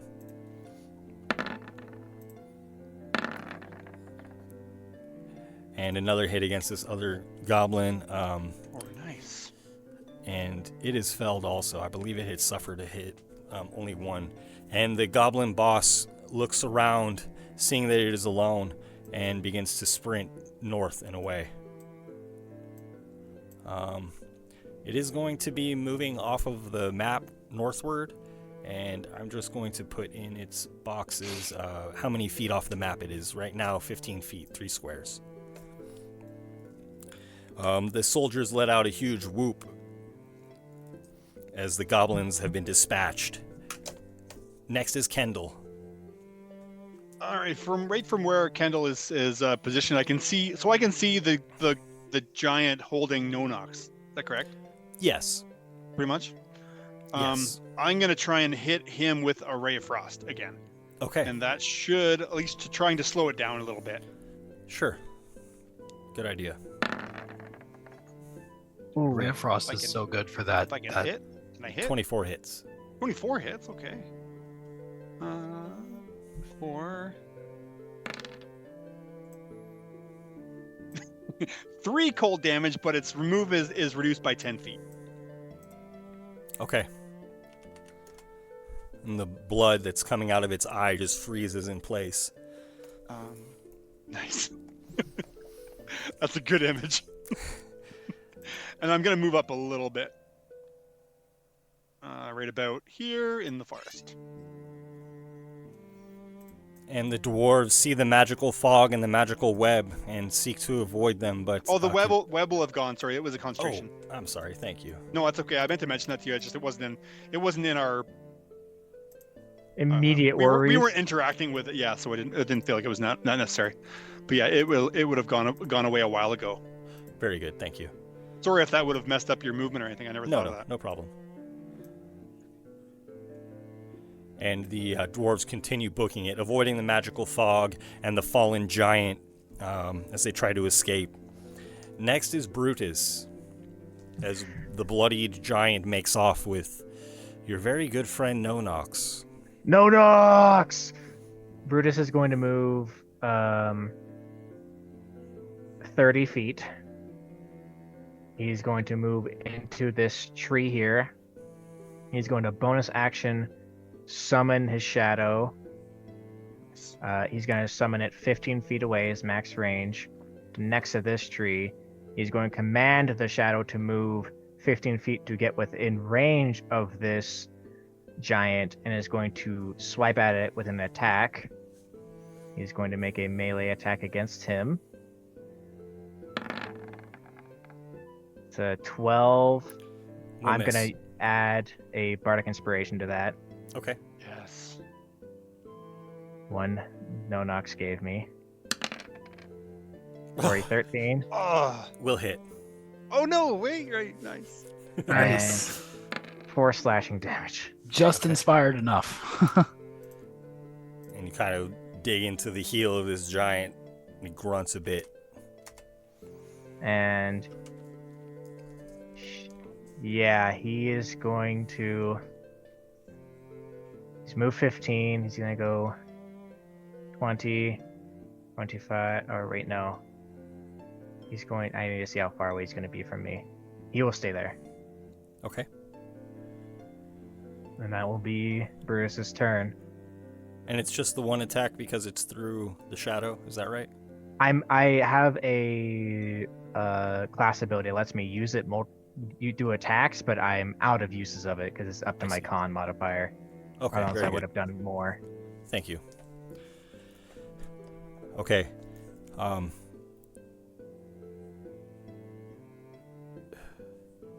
Where's Elias? I'm up here. Oh, okay. I do have Nonox next on initiative, but I think he would reset to just before the giant, so Elias would be next. All right. Elias is going to quickly rush his full 15 feet of movement to here. And being that I'm out of spell slots and I got nothing else, I'm going to throw another stone at the bloodied giant that's got our friend on his shoulder. Okay. So that's going to be... Come on, give me a crit. Give me the crit. 18. Hits. All right. Big damage. It's better than it's been. 7 points. A good throw, but not good enough to fell the giant. All right.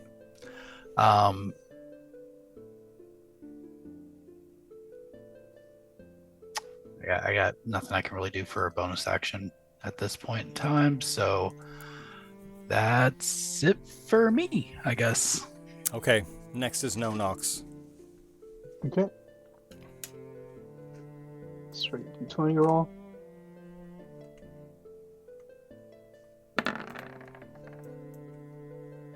God, you're living on the edge. I'm a fucking legend. 16 makes it. Clutch. Stab this thing and run. Nonox is gonna die, but not from an enemy. He's gonna gain so much exhaustion. He's just gonna hit. He's gonna hit death. Nonox, you awaken again in the giant's arms. This time he's just stroking you with his finger as though you're his new pet. Do I still? That's creepy. Do I feel like he's still trying to run away, or is he standing his ground? Oh, yes, he seems to be fleeing. Right, and he's got to go. With you. Although he's focused on you for some reason. You don't say then. Alright, and you said he's buddy, right? I'm gonna... so I currently make attacks and saving throws at disadvantage, as well as ability checks now, so... Yep. I'm gonna try to make an attack at disadvantage. Doesn't matter what you use at this point. Yeah. Whatever. Light crossbow. Yeah, pretty much. Oh. I don't think that'll hit. An 8 will miss. I figured. To get out of its grip, does that require movement or an action? An action. In that case, I cannot do anything else. Okay.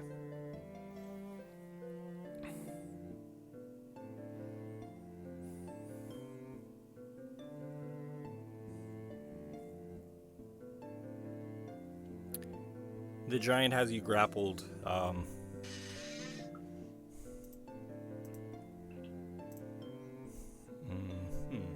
If he's grappled, if he's grappling, that means he's moving at half movement, and he has 10 less movement as well. And he can't move towards Elias. Okay. Well, I think my fear is the fear is gone gone already. Yeah. Oh, is it? Yeah, it's just for a round. I did accidentally, I think, move him at full speed last turn, but I don't want to go back that far to retcon. Oh no, you haven't moved yet. You haven't moved yet since I Ray of Frosted you yet, Ben. Talking about grappling. Oh, that sorry. That only applies to same size creatures, right?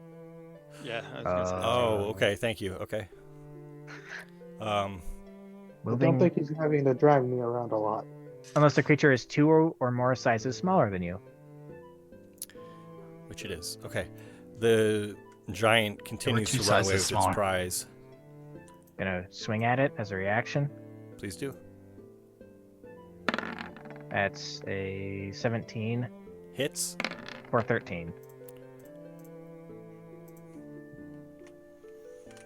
And the giant begins to limp as it rushes away. Wait This thing has a minute, thick hide. It is tough, and it is not felled by this strike. By any chance, do you still have your bardic inspiration? I do. I used it on a prior attack. Oh, never mind then. If you don't have it, it doesn't matter. The other giant looks back, thinking if it should return to the battlefield to crush the littles.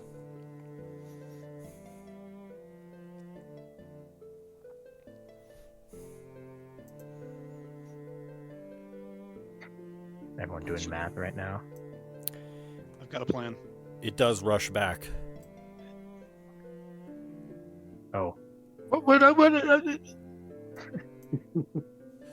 And 10 feet from Elias, it lifts a tree into the air.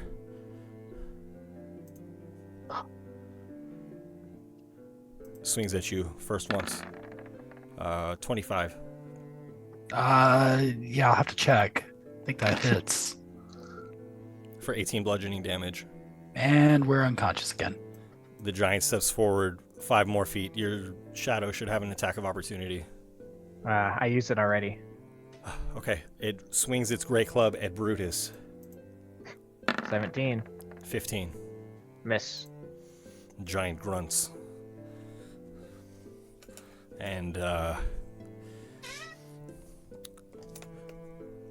soldiers, having driven off the goblins, see the giants in the distance and continue running towards the battle.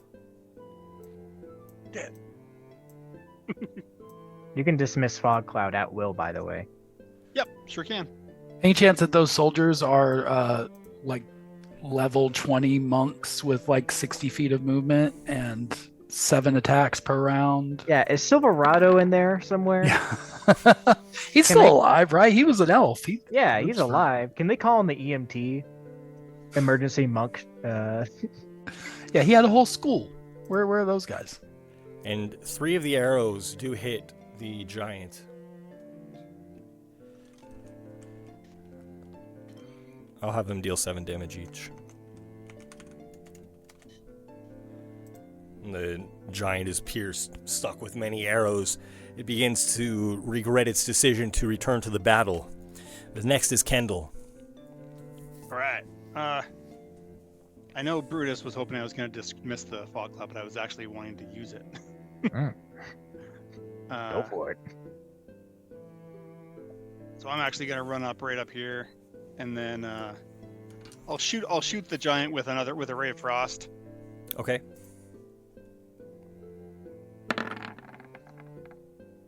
I'm gonna hit it or not? What did I get? What did it do? A 10 will miss. 10? That 10? 10 will miss. Nice. Okay. And then I'm gonna. You can't actually tell because of the graphic, but this is actually in the fog cloud. So I'm just gonna step in, so I can't be seen at least. Okay. Oh man.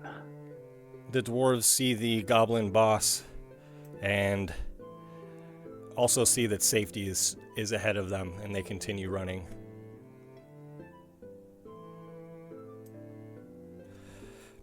After the dwarfs is Brutus. God, what position are you putting me in right now? I got... Alright, well, as it stands right now, Elias will probably survive. Never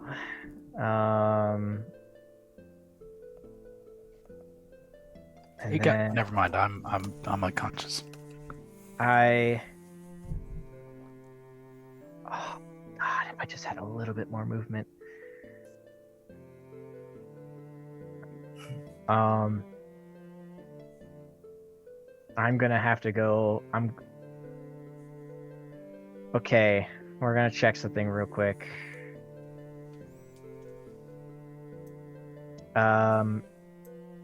So I still have that belt of daggers. And if I use everything that I have, I can get within just enough range to throw a dagger at this giant that is bloodied. But I'll be leaving Elias alone. But Elias has a bunch of soldiers coming to help him, and I'm going for it. So I'm going to go ahead. I'm going to spend 15 feet of movement to swap places with my shadow. Then I'm going to move... Oh, wait. Hold on. Before I do that, the shadow is going to move 30 feet. She's going to get just after this tree. And then we'll swap places. Okay. And then I'm going to move my 15 feet that I have left. Get within this tree, which puts me in within 20 feet of range, which is the minimum range for a dagger throw. Okay. I'm going to throw a dagger, which is just, this, which is going to miss. 10 misses. And that's it. Okay. Nice try, man. Nice. After Brutus is No Nox. Hey, man. You going to do it again? I think it's my only option at this point. I'm gonna load up another shot. Oh, you're still alive! Yeah. Oh, I thought you were unconscious. Well, he's shooting with disadvantage anyway. It doesn't matter what he's gonna attack with. I have 0 spells, 0 inspiration, 0 anything else. So this is it. You don't have a cantrip, my guy? All my cantrips are utility. And that was a 1. Oof. Yeah, that's my turn. After No Nox is Elias. Okay, let's roll this. You still have inspiration, don't you? I think so. I granted you inspiration for your bravery. Oh, right, yeah. And bardic inspiration. No, the bardic I used. Did I use that? I don't think you No. did. You rolled high enough. That's one of the reasons why I left you for dead. You mean for getting back to life? 18. Yeah, you keep rolling super high. Okay, we're good. And you have your Good. turn, Elias. Disadvantage on attack rolls and saving throws. The Yep. giant stands towering over you, holding Yep. the entire trunk of a tree. We're gonna use my last face step. Good. So have him go ahead and roll for wisdom save. Nice. 6. He fails, so he's afraid of me. Clutch. All right, and we're gonna go 30 feet. So, and then I'm gonna use my 15 feet of movement to get me to here, and we're gonna chuck a magic stone at this giant one last time and see if we can David and Goliath this thing. Okay. At disadvantage. Not that it matters. I don't need it. The stone is lost in the trees. Elias is too just disheveled and broken from all this. He doesn't have the strength to throw it. All right, that's Elias's turn.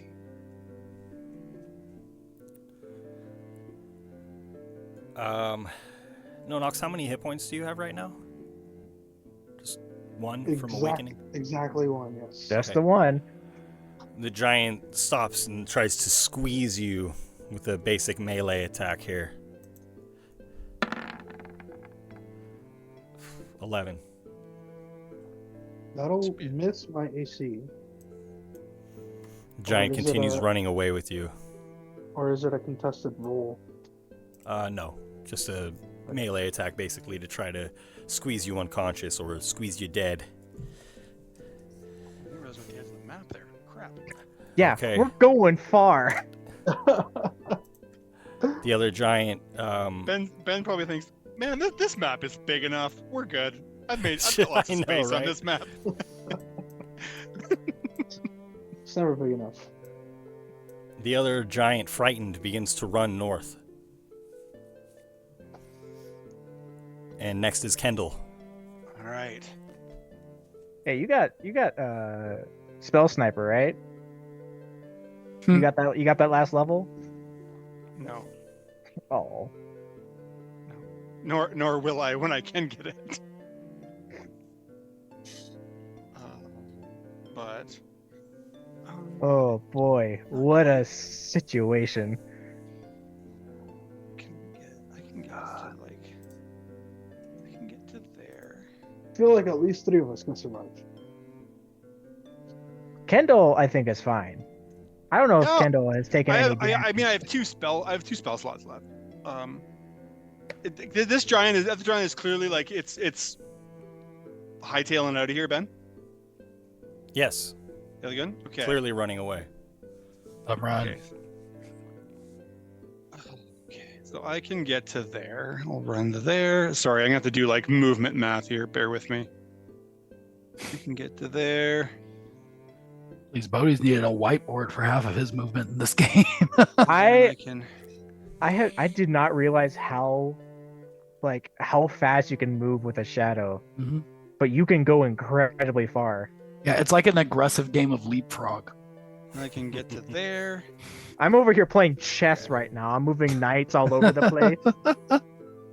I got a bishop I'm going all the way across the board with. There. Okay, and then so that's my move action. That's my move and my action to double move, and then I can Misty Step to there. So I'll use my once a day Misty Step and get to there.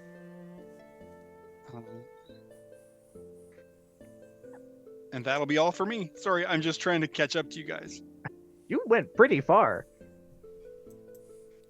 The dwarves continue running. Next is Brutus. Cowards. Brutus is going to go ahead and move 30 feet forward. He's going to get in between... Oh, wait. Can he get in a tree?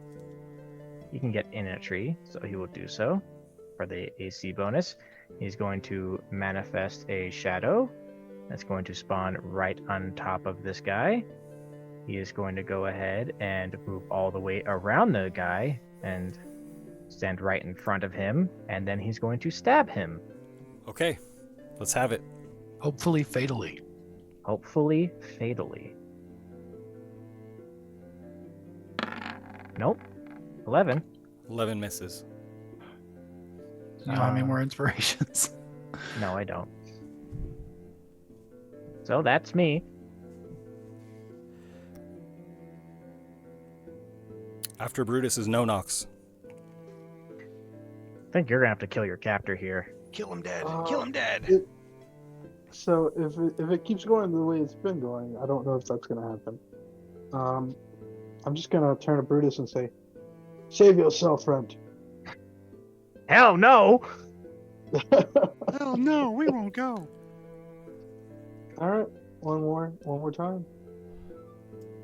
Can I kill him? Yeah, that'll do it, right? 7 will miss. Then this is ogre, or this is hill giant. Is he getting like a name on and like a health bar? The more attacks that miss. My goodness. After Nonox is Elias. Everybody's doing everything at disadvantage right now, man. Except me. But I can't hit for shit. 2. His name is now Twinkie, and it's in bold red letters. 15 feet of movement. Everybody knows what's going to happen next. Magic Stone at disadvantage. Because it's all I can do. You hit? 13? Yes. 13. That was the... I hit on a 13. 13 hits, right? He has an AC bonus when you're throwing or firing through the trees. Oh. So a 13 will miss in this situation. You have Bardic. I do have a Bardic still. Bardic? Yeah, you do. Don't You use still have my that. Bardic. I didn't need it for don't my roll a one. saving throw. Okay, so how about a 17? Nonox's inspiration causes the rock to hit. I thought you were about to say I go up and I pull it up and I charge it and I'm like, carry on, my wayward son. And I blink it.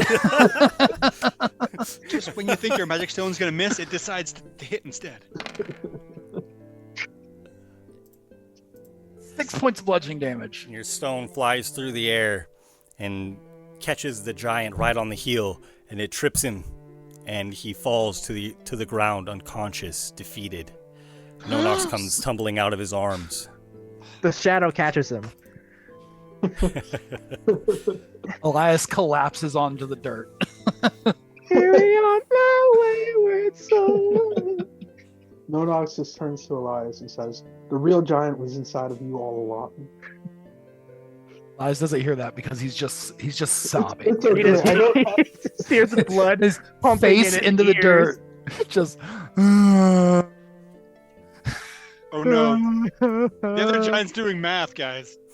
No. God help us all. There's Oh, one. sorry, Sorry, I better put myself back to where I was. I was like, I got cocky. Oh God. Everyone book it. Everyone book it. Run. Run away. The Get outta giant here. gives a parting gift of one last boulder. It hurls this through the air at Elias. No. Oh. Cool. 25 to hit. Elias. Elias, you'll take 23 bludgeoning damage. Jesus Oh Christ. my god. What happens at 4 points of exhaustion? I don't even remember. Your hit point max is halved. Cool. Well, You guys seen Home Alone 2 at at the end where where Kevin's throwing bricks from the top of the building? so Yes. is my Then the giant flees north.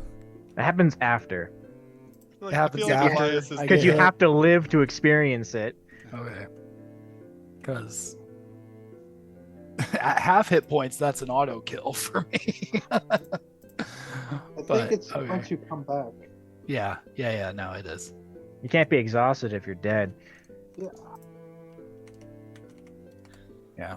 So he throws his little pebble and knocks down the one. He's like, "Yeah, that's how you take them down." Like, Okay. Next is Kendall. Ew. And this giant is continued to run north. It is 30 feet it's off the map. Yeah, 30 feet away off the map. Dumb question, Ben. You said he face planted. Does that give this giant disadvantage on that attack? No, that was No, that's the one that died. More of a flavor thing. No. I didn't really like. Yeah, but I mean, I'm not gonna be that pedantic about it. It's fine. I don't have anything that to do it with, nor the skill.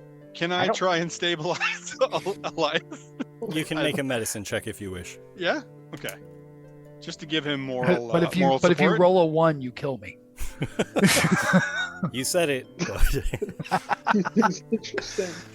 I feel like you've died enough tonight, anyways. That's no. At this point, I think Elias kind of wants to die. Honestly. Let's see what I get. Did I? The 6 won't do it. No. Ow. But it won't kill you. It won't kill me. You're welcome. The dwarves continue fleeing for safety, and next is Brutus. Brutus slides to his knees in front of Elias and is like, "You got to live after this, after everything we've done." He's going to make a medicine check to stabilize. He gets a 13. And you do. Oh, you died. Okay. Ugh. Everyone lay down. Next is lay down. Nonox. Nonox is alive? Yeah. Nonox is alive! I mean, Listen, sorry, I said it the wrong way.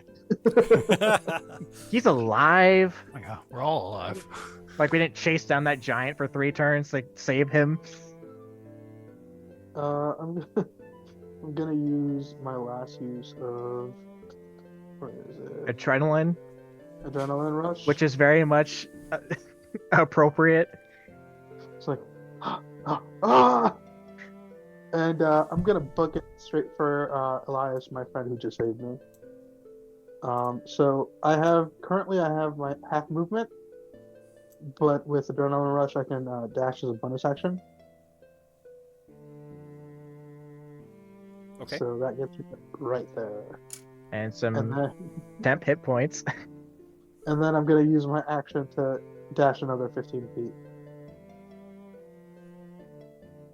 And that'll get me there. And the giant continues to flee. And although several more boulders are hurled in your direction, none of them find purchase. It's like we're getting shelled. It's like we're getting mortared. We're all crawling in the forest back towards the encampment, trying not to get hit. And you have survived. And the giants have been slain, or the final one retreated. Once the whole dogs are group excited. gets gathered back up, Elias is laid on the ground, still just absolutely broken. His face is all swollen shut. He's all bloody. His arm is going in a completely wrong direction, several wrong directions. And he just looks up and goes, "You see, guys? I told you we could take him. No problem." Buddy, I promise you I will pick up a healing spell. Everybody, how was your first taste of war? Was it fun? That wasn't our first fight, dude. This was a skirmish. I don't know, man. Oh. And you have survived. We're a bit over time, so we'll call the adventure there. Good games, guys. Wow, I really thought that it was I the had end. no knocks for sure. I was pretty sure, yeah. I had a. If you hadn't killed him, I had a sleep spell queued. I was gonna put the giant to sleep. Man, I literally had like D&D Beyond open. I was browsing classes. Somehow you guys pulled it out. I'm like, what's next week gonna have? All right, good games, everybody. Join us next week. We'll be back Monday at 6 Pacific. And until next time, the adventure continues.